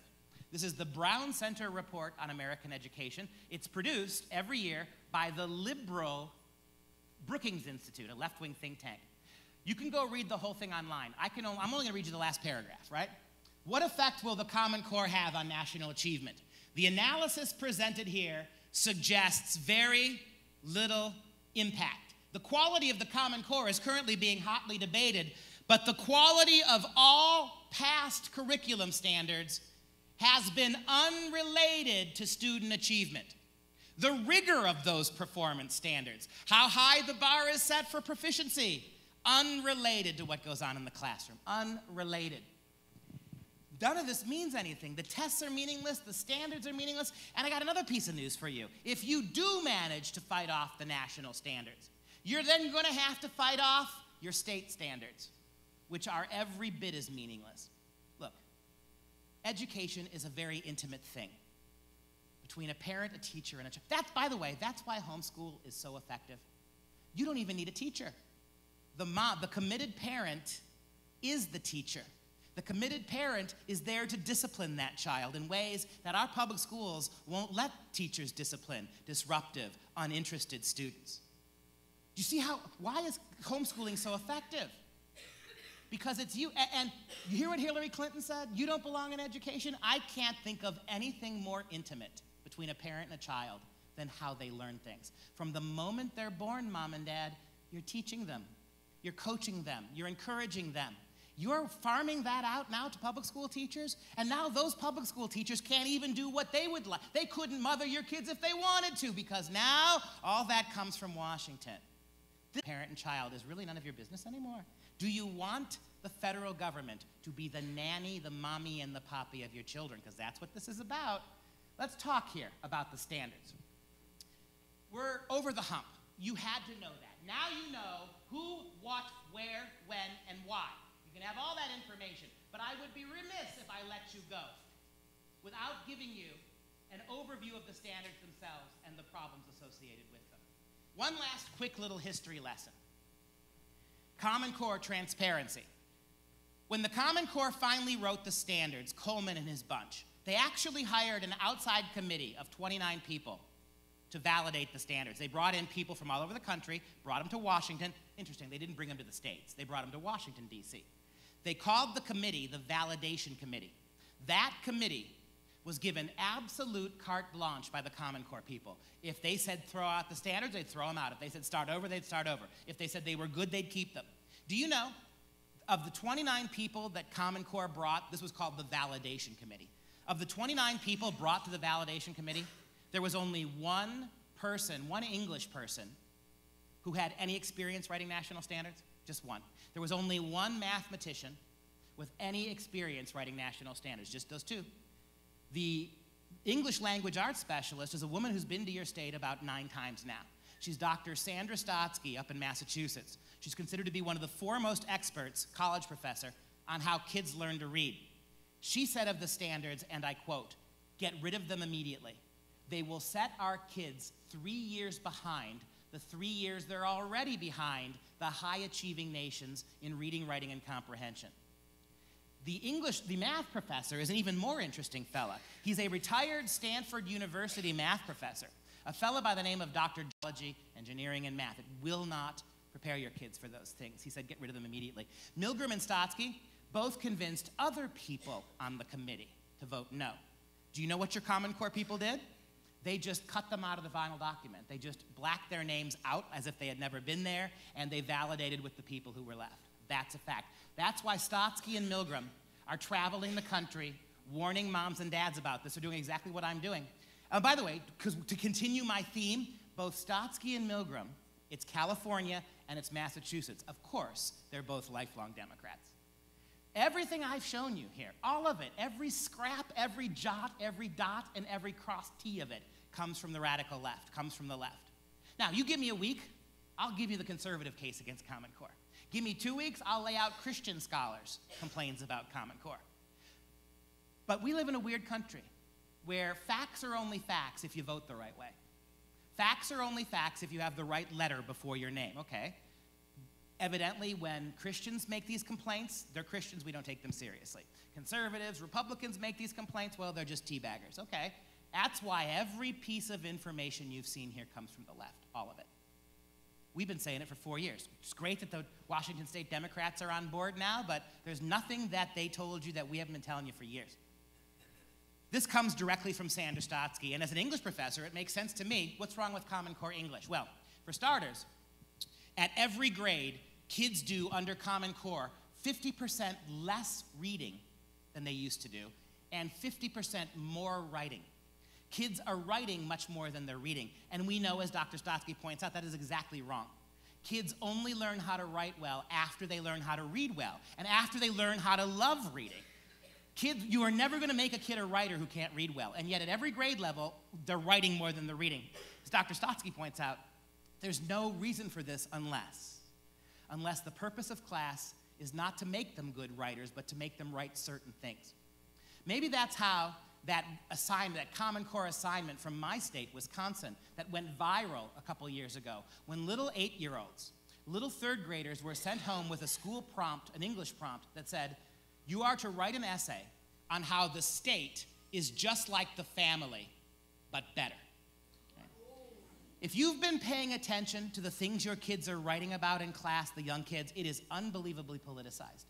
Right? That's part of the problem. The even bigger problem is that Common Core mandates, not only are they not reading much, Common Core mandates that up to a minimum of 50% of the classic literature your kids used to read in English class is removed and replaced with informational texts, most of which come directly from the federal government. When you put your kids to bed at night, why do you read them stories? I mean, if the purpose is to get them to fall asleep, why wouldn't you read them a Bill Gates computer manual? I mean, it would do the job, right? But you don't. You read kids stories that get their little hearts pumping, their little eyelids fluttering. In other words, when you put your kids to bed, you're actually stimulating them. You're not making them drowsy.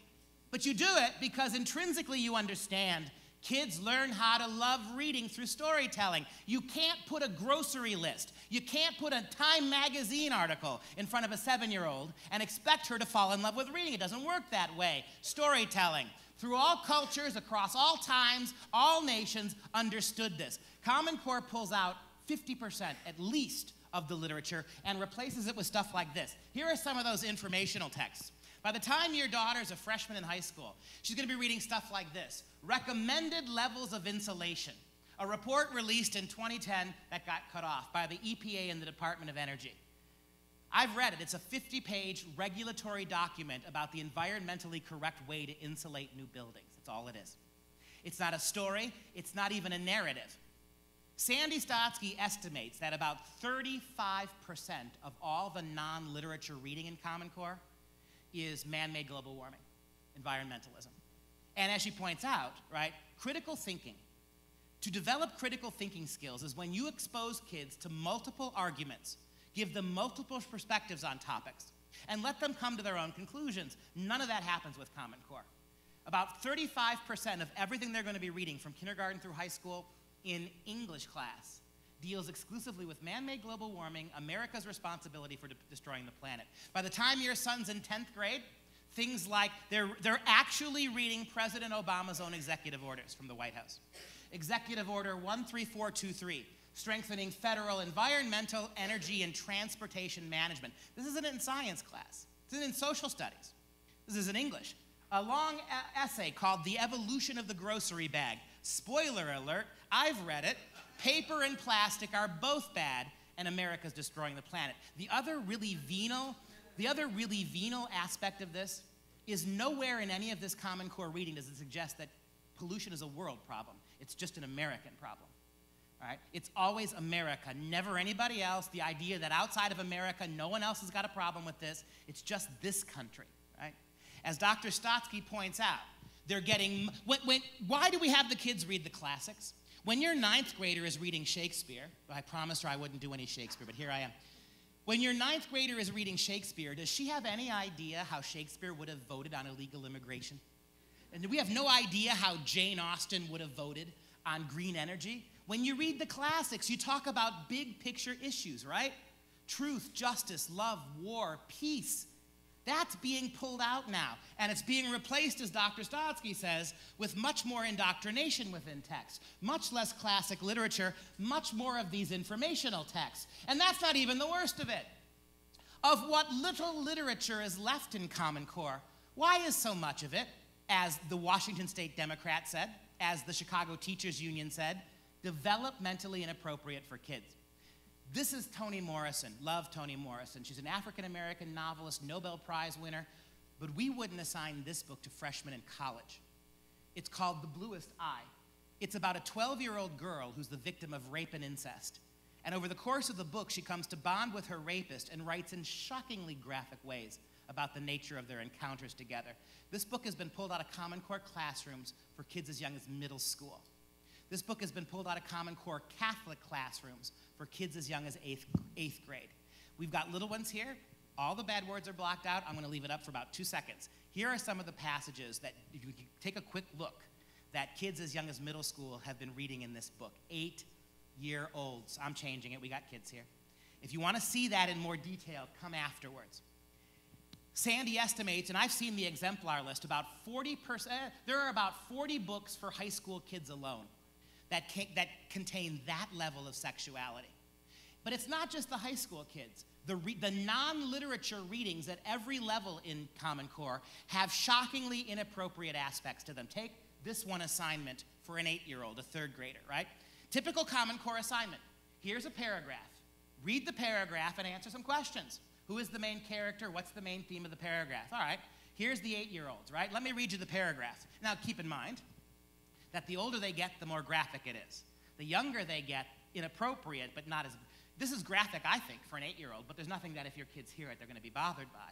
Listen to this for an 8-year-old. Ruby sat on the bed she shared with her husband holding a hair clip. There was something mysterious and powerful about the cheaply manufactured neon clip that she was fondling in her newly suspicious palms. She didn't recognize the hair clip. It was too big to be their daughter Ruby's daughters, and Ruby was sure it wasn't hers. She hadn't had friends over in weeks, and here was this hair clip, little and green, with a few long black strands of hair caught in it. Ruby ran her fingers through her own blonde hair. She had just been vacuuming when she noticed this small, bright green object under the bed. Now, their life would never be the same.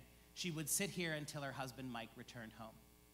And of course, an 8-year-old has to conclude as the theme of this that dad's having an adulterous affair in mom's bed. That's for an 8-year-old. Mom had to cross out the assignment, inappropriate. I'm not explaining this to an 8-year-old. One of the themes of Common Core is how many moms across this country in the last 3 years have had to cross stuff out and send it back to the teacher. And you know what they're doing now, your Common Core people? They're just no longer sending textbooks home. They're no longer sending homework worksheets home. They're just not showing them to you. Right? And when you know, right, you have a legal right in the public schools to see what your kids are doing. And yet when you go to the school and try to ask them, you watch how they stonewall you. They don't want you to see what they're doing. They have figured out. That's the other thing you should be aware of. You think that the government's doing your kids a favor by passing out iPads in the schools? Do you know what's happening there, right? All that stuff's being uploaded. You can't get at it now. In Encinitas, California, the entire San Diego school district just bought brand new iPads for all the kids. They spent $30,000 in one district to encode those iPads, to encode them with technology, facial recognition technology. So when your kid, the only way your kid can get into that machine is to turn it on and look, 300 different facial recognition points, and he gets in. The minute you pick up the iPad to see what they're doing, it shuts down. You can't see what's going on there. This is what's happening in the public schools. Right? As Dr. Stotsky says, I've already mentioned this. This is not education, this is sociology. Under the guise of so-called social justice, think about this. It's not fair that your kid's good in math and my kid's not. It's not fair that my kid's good in English and your kid's not. So let's create a system where every kid gets nothing more than the other kids do. Every kid gets to exactly the same place. Every English assignment, even the math assignments, are geared not towards learning, not towards skill levels, not towards mastery, but to achieving the government's notion of what social justice is, right? And to give you an example here. This is an article for a second grader, right? Newberry Elementary School in Alachua, Florida. The whole assignment, the whole assignment in English class is cause-effect geared to social justice. One day, some time ago, a boy named Jack was doing his homework.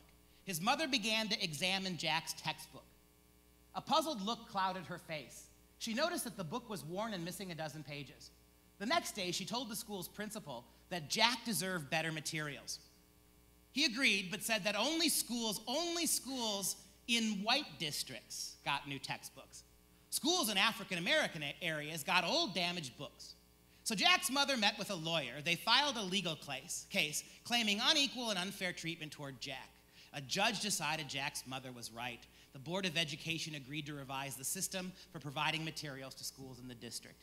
Every single lesson in this English book for second graders is social justice, right? It's the destruction of storytelling. It's proving a point. We're going to come back to this theme. You got the math. Math, too, believe it or not, is social justice math. I've already said this. What percentage of kids when you went to school, what percentage of kids could really excel at math at every level? Not me. Not me. What percentage of kids could really do it? 15% maybe? I get it. We all should have basic math literacy.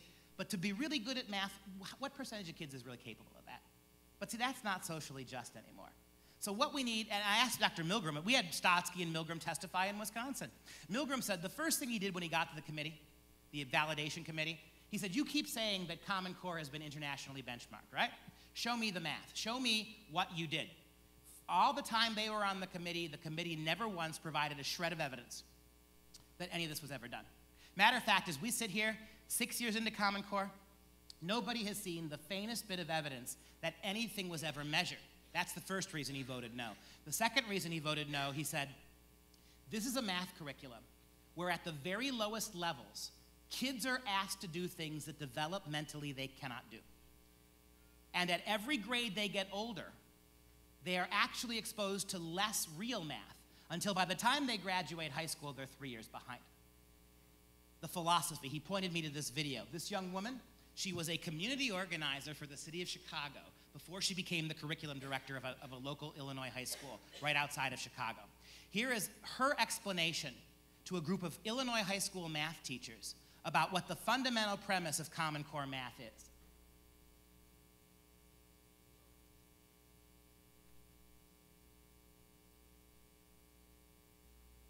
Try it again.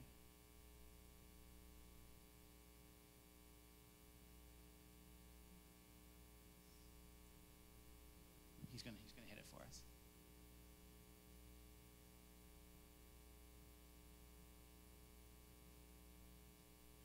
that a no-go? Try it one more time back here.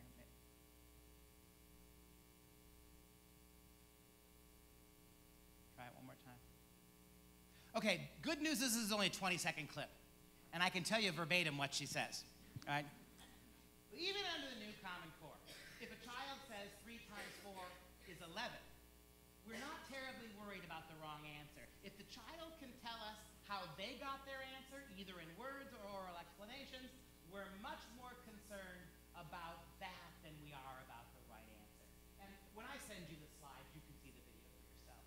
That's what she said. Milgram said that's the problem, right? That the right answer doesn't matter. That all that matters is whether or not you can explain what you've done. When I was in 3rd grade, I had a 2nd grade math ability. Here I am today, I still have a 2nd grade math ability. I mean, I can balance a checkbook and I can leave a tip, although I always leave 20% because I cannot figure out the 5. But my life has been okay, right? Meanwhile, when I was in 3rd grade, I had a 12th grade reading level. And in 3rd grade, they let me read big people books. Maybe that's why I entered the high finance world of college English teacher, right? But it was what I was able to do. I got enough math to survive. But you were never going to make me a mathematician. Meanwhile, where I was really gifted in reading, I was allowed to do. You can't do that anymore in the Common Core. They're radically, because you understand if you're going to be Common Core, it's much more dangerous in Common Core for kids to exceed the standards than it is for them to fall behind them. Because when kids exceed the standards ratchet up. You can't have that. So the objective is to keep every kid common. That's why you've gotten rid of all those gifted and talented programs, right? And watch this. In terms of the nature of Common Core math, I sure hope this one works. I think it will. The mom of this little girl is a college university math professor. She cannot help her 3rd grade daughter with her math homework. Not because she doesn't understand the math. It's Common Core. So she put the little girl at the whiteboard and had her work a problem. This is very illustrative of how Common Core math works. Get a sense of this. Here's your difficult math problem. Add those 3 numbers for an 8-year-old. 1568, 1423, and 680. So what I want you to do is, can you solve that problem showing me the way that you learned how to solve it in school? Okay. And talk to me while you're solving it. So we learned that a big square like this is 100. So we could make that 100 into a cube, which would make 1,000. So all right, so a square is 100, and a cube then is 1,000.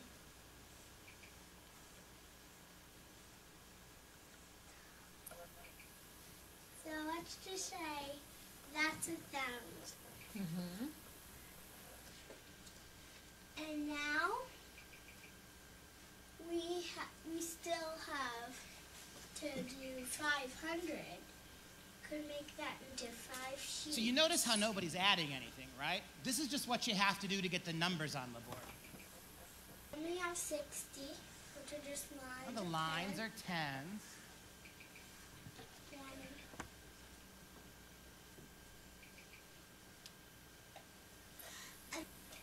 For her birthday. Now you got to put the second number on the board. 1,000.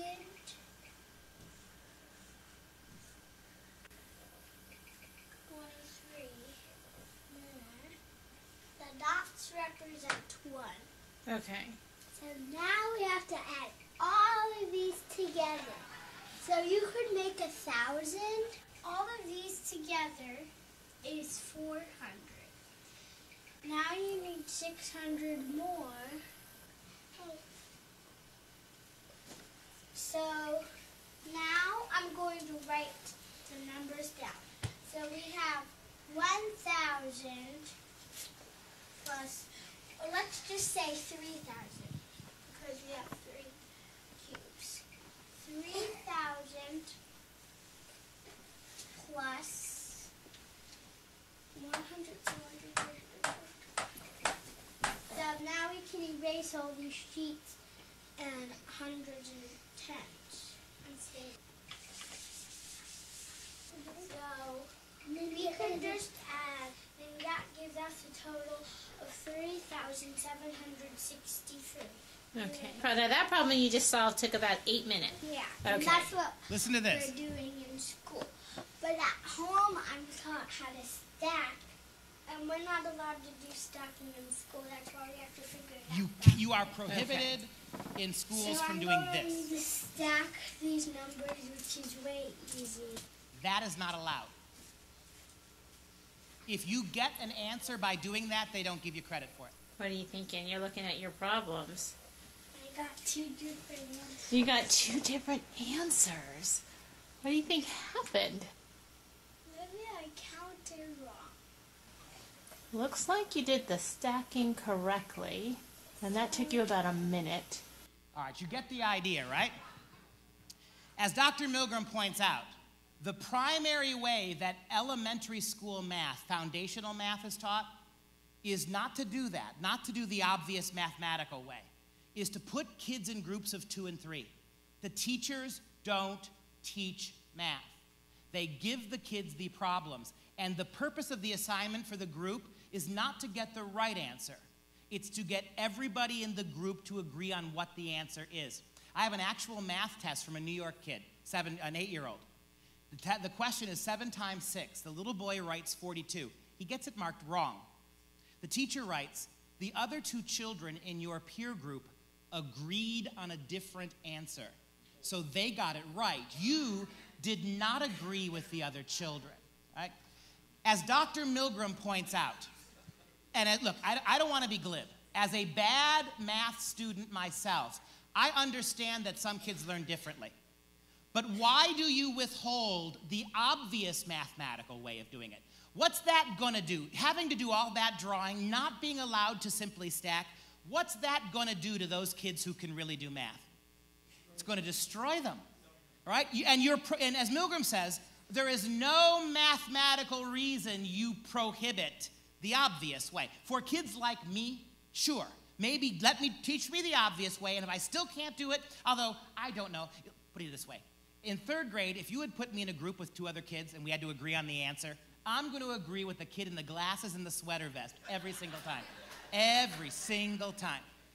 And 8-10 minutes on the board to do a simple problem. Milgram rightly points out, in every high-achieving math country on earth, the place where they do it really well, like Sweden and South Korea, kids start learning serious algebra in 7th or even 6th grade.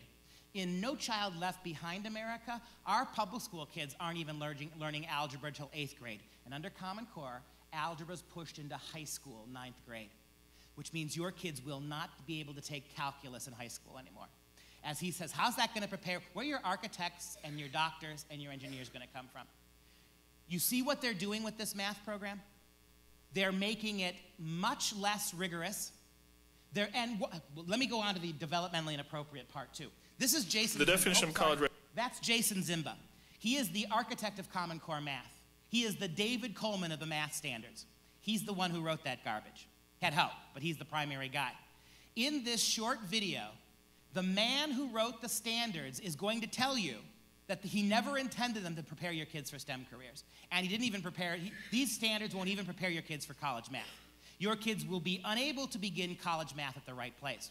He's being interviewed in this video by Sandy Stotsky. Dr. Stotsky, you won't see her. She's the one grilling him. Listen to this exchange. The definition of college readiness, I think it's a fair critique that it's a minimal definition of college readiness. Dr. Stotsky, your definition of Common Core math as a minimal definition of college readiness, I think that's a fair critique, he says. Listen to it again. The definition of college readiness, I think it's a fair critique that it's a minimal definition of college readiness. For some colleges. Well, for really broader than that. Oh, yes. So I just wanted to make sure that we got that out. I'm not just thinking of selective colleges. There's a much broader question here.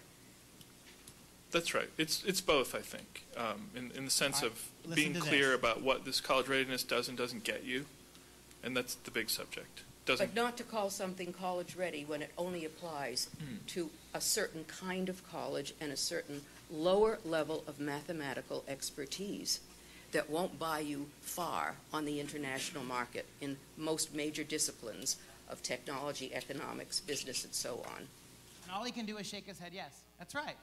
And you can watch the whole video. If you think I cut this funny, go watch the whole video. He even half the way it was he held back to stop me from being traumatized.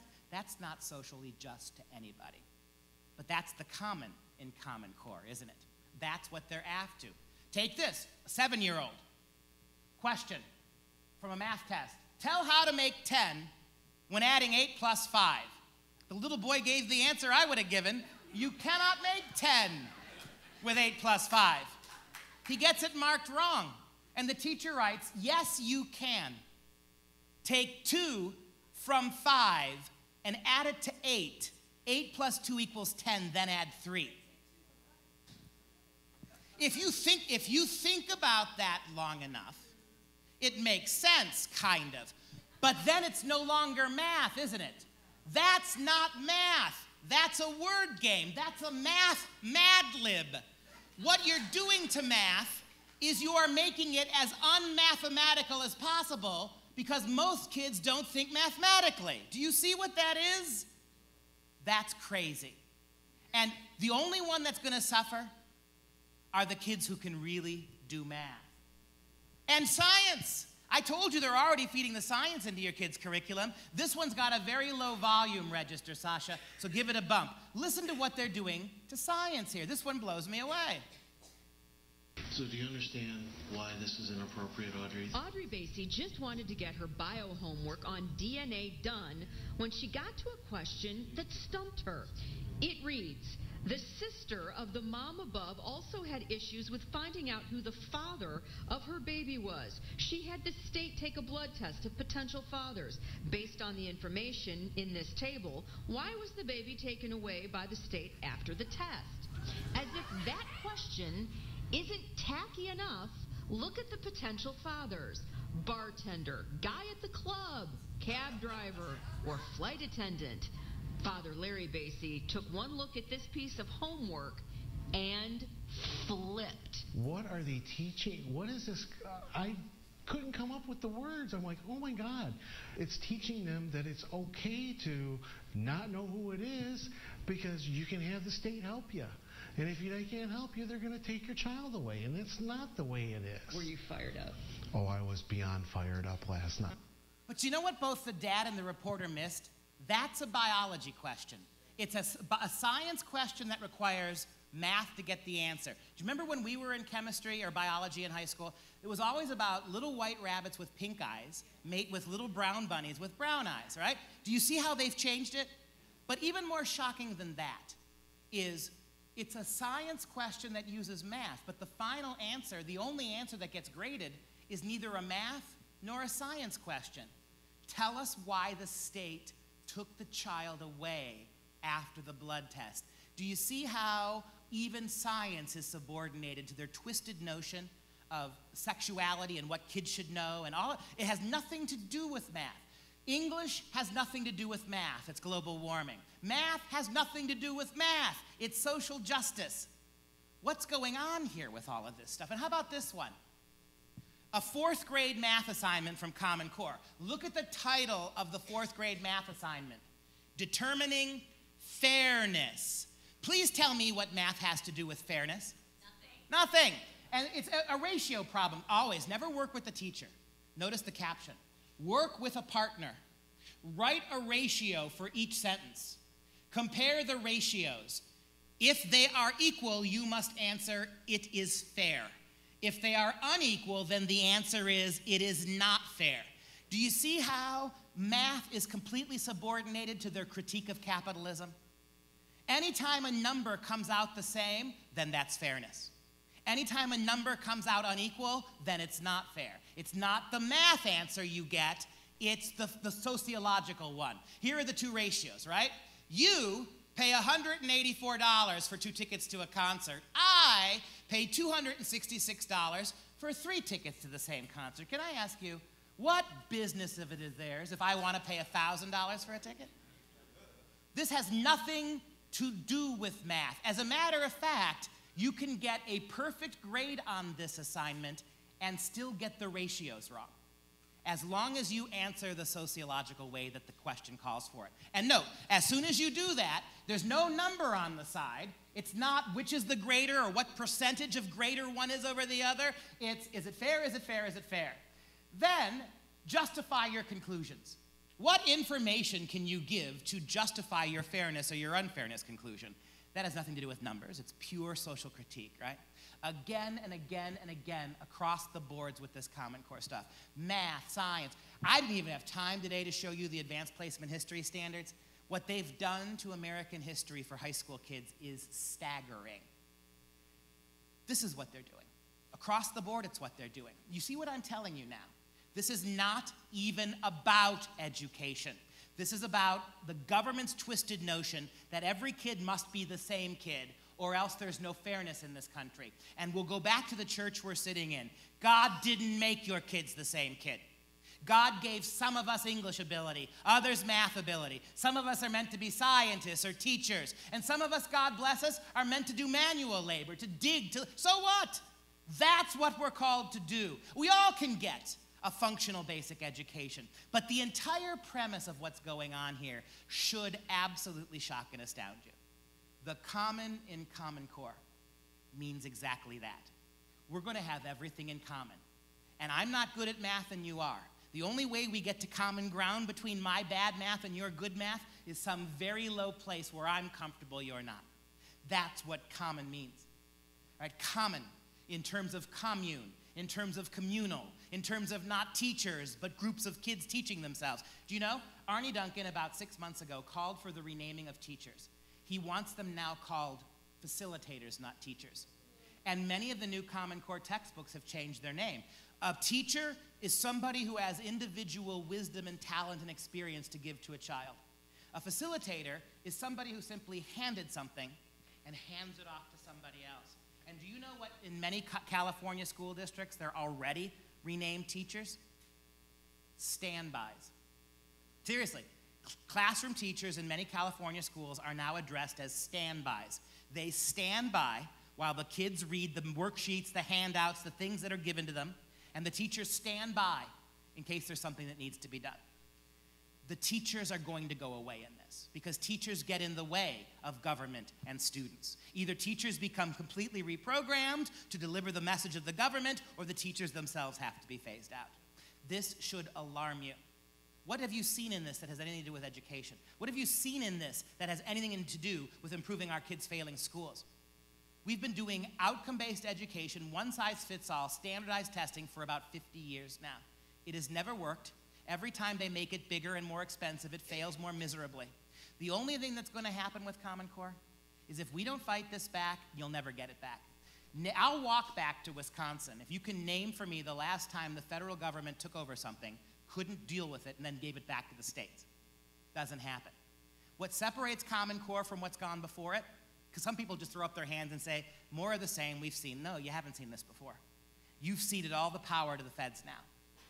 Once they cement it, if you don't get rid of this, if you don't shake out of this, you will never get control of your kids back. You will think about how little impact you have on the public schools in New Jersey with your kids. You think when the feds get this, any state's going to be able to withhold this? That's the dirty little secret and the danger of Common Core. It's 4 o'clock, and I have to catch a 6:15 plane out of Newark, so I'm going to have to wrap it up pretty quick. But I've got business cards. Sasha, do you have somebody up there with you? Would you mind, or Kip, would you run up and get my bag, computer bag, because that's where my business cards are. It's up on the balcony area there. Okay, good. And so I'll give you the business cards. I can take maybe about 5 minutes max worth of questions. So couple quick ones? Yeah.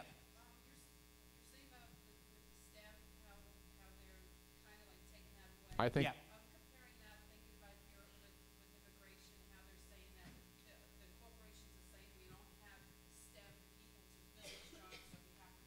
Right. There's no doubt that the healthcare law, with its centralization of healthcare, is the same mindset. There's no doubt that what you're seeing with immigration now, and it's why people like Jeb Bush support Common Core, right? It's that same mentality. First of all, America is a fundamentally flawed and inherently evil country. We got to break that. Number two, you see the statist nature of Common Core education? What Hillary Clinton said, this is convincing moms and dads and children that the kids belong to them, not to you. And as Dr. Milgram says, why would you create a math program that eliminates the obvious way of doing it if your only objective was to create a math program that moms and dads couldn't help their kids with. He said there's no other reason for it. The only advantage of that is that moms and dads, including university math professors, they cannot help their kids. Only the state school can, which is why they're not bringing home textbooks anymore. And I'm going to move quickly through some questions so I can give everybody try to give everybody I'm a high school student, and I hear what you're talking about, and I completely agree with this. I've transferred from the public school to a private school, and the standards have changed so much that it's unbelievable how much more I've learned and how much more I've had to catch up just based on what a private school standards are. Exactly. And as you know, the danger is that a federal government that's doing this not for educational purposes but for control isn't going to continue to allow that. Already many of our Christian schools have sold out and gone over to them, right? They're already trying to put limits in certain states on what homeschoolers can and can't do. That's coming real quick. Ocean Grove, yeah. When I was in Ocean Grove. Oh, yeah. Oh, sure. One of the initial people who founded this movement was Bill Ayers. Bill Ayers is the unrepentant terrorist bomber from the 1960s, the Weather Underground. Think about that. Never spent a day in jail for what he did. And yet the only career path Bill Ayers had open to him was to become a professor of education in a major university. Bill Ayers spent 30 years teaching elementary school teachers. His whole educational platform, the place for communism in America is the elementary school. Bill Ayers is a major contributor intellectually and financially to this. Okay, what you can do, homeschool moms and dads and Christian moms and dads, you have to recognize that you're not going to get a lot of help from your public school counterparts. They're not paying any attention, they're not interested. So you're going to have to wage this war on their behalf for your futures. What you do is keep doing what you're doing in New Jersey, number one. Even if it doesn't seem to be working, keep lobbying your politicians. Look, you pushed Governor Christie to completely reverse himself publicly, even though he didn't really get rid of it. He thinks he can buy you off by saying he doesn't like it now, but doing nothing to change it. You are rattling cages. Keep rattling them. Let me show you really quickly, before I have to run, one other thing here, if I can get to it real quick. Here, how about this? The mask is off. The American moms and dads like you are having an impact. Notice the date on this. 1 month ago, exactly 1 month ago, what happened? All those kids who opted out in New Jersey, all those kids who opted out in New York, the federal government is now not even pretending anymore. I promise I'll go right to you. They take the mask off.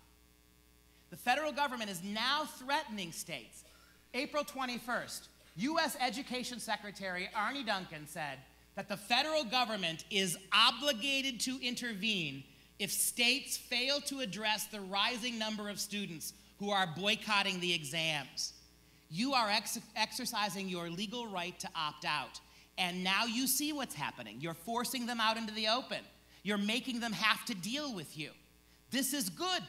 Sooner or later, it's going to be so obvious what they're doing that even the public school moms and dads will fight back. It's all you can do in the short term. Do what you can do. But I'll tell you one other thing I would do if I were you. You have a lot of Christian schools in your area that have already bought this. You go and ask them why. How can you be a Christian school and be for this? You pressure them because they exist because of what you're willing to pay them to educate your children. If you got a much better chance of pulling Christian schools out of this right now than you do of changing the mind of the federal government. Work on those schools. Meanwhile, the other thing you do, find ways to support homeschooling. Even if you're a public school mom who refuses to take your kids out or can't take your kids out, talk to homeschool groups, keep trying to get, because the stronger our home and private school system is, the harder this will be in the long run. I wish I had more bright prospects for you. Let me leave you with this little bit of hope, and it's not much. If you got a Secretary of Education who wasn't Arne, if you were able to get a right-minded president, it's a big if, and that right-minded president was able to put in Arne Duncan's job somebody who wanted to pull this out, a lot of this could be scaled back in 4 years. It depends on who the next, but that's why if you put with all due respect, you put a Chris Christie in the White House, he's going to put somebody who's for Common Core in there. You put a Jeb Bush in the White House, you put a Hillary Clinton in the White House, that's another thing we could, politics is not the answer to this, ultimately. But you're asking me how this can shake out. I had promised you real quick, we're coming. Okay, I just want to point out, this is back up. Sure. New Jersey has a very, very big public school, anti-Common Core, Yep. So that was just a little bit inaccurate. So the homeschool parents should know that we would welcome working, but But didn't I start by saying you should be applauded? Didn't I start by saying that you have a great network here? Didn't I start by saying that you guys have made progress? We're not contradicting each other.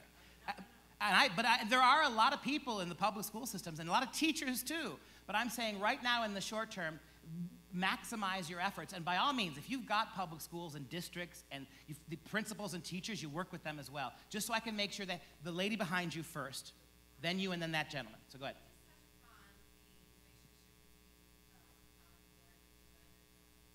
Very quickly, because this is one that people tune out on. This is not just an American problem. This is a United Nations problem. I don't know if any of you have heard the phrase Agenda 21 before. That's what this is. I hesitate to speak about that here because for a lot of moms and dads who just now heard about that, that's going to freak them out. It's overload. I will simply say this. If you type in Bill Gates' 2004 agreement with the UN, in 2004, Bill Gates, as a private citizen, signed a mutual agreement contract with the United Nations to bring exactly this kind of education, not just to America, but to international schools. Right now, American Common Core is being placed in schools in Kuwait, the United Arab Emirates, and Qatar. Did you know the third largest private donor to Common Core outside of Bill Gates and Pearson Publishing? The Muammar Gaddafi family. People have asked me, why is there so much seemingly Muslim apologetics in Common Core? Why is Christianity and Judaism absolutely banished? But you keep getting these Muslim-friendly lessons because the third largest private donor is an Islamic conglomerate. And what they're getting for their investment is a whitewash of Islam. That's what they're getting, right? That's why they're doing this. And Pearson Publishing, who's implementing this between the government and the schools, has now opened shops and have opened companies in all three of those nations. Right? So big Islamic dollars are flowing in. The schools in Islamic countries it's a very different version of Common Core than you get in America, but they're getting it. And the price Pearson's paying is filling their textbooks in Western countries with very, very revisionist pro-Muslim propaganda. That's part of what's happening. And then you, but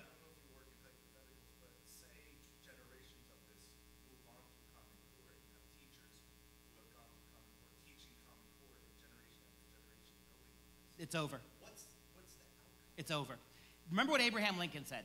The philosophy of the schoolroom in one generation is the philosophy of government in the next. It just takes one badly educated, miseducated group of kids. Start them in kindergarten, get them through high school. That changes everything. That's why now you have to combat this. And if you've got kids in 8th grade, and that gentleman will be the very last question because I've got to get out of here. But if you've got kids in 8th grade, 9th grade, 10th grade, there's not much Common Core can really do to them. They're going to suffer for a few years, but they've already learned other ways. It's not going to destroy them. They're not even really worried about your high school kids. You know who's getting hammered on this right now?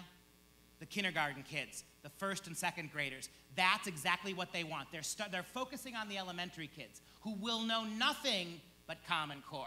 And by the time they get through high school, everything's changed. You've got a small window, but the window's there. The last comment, sir.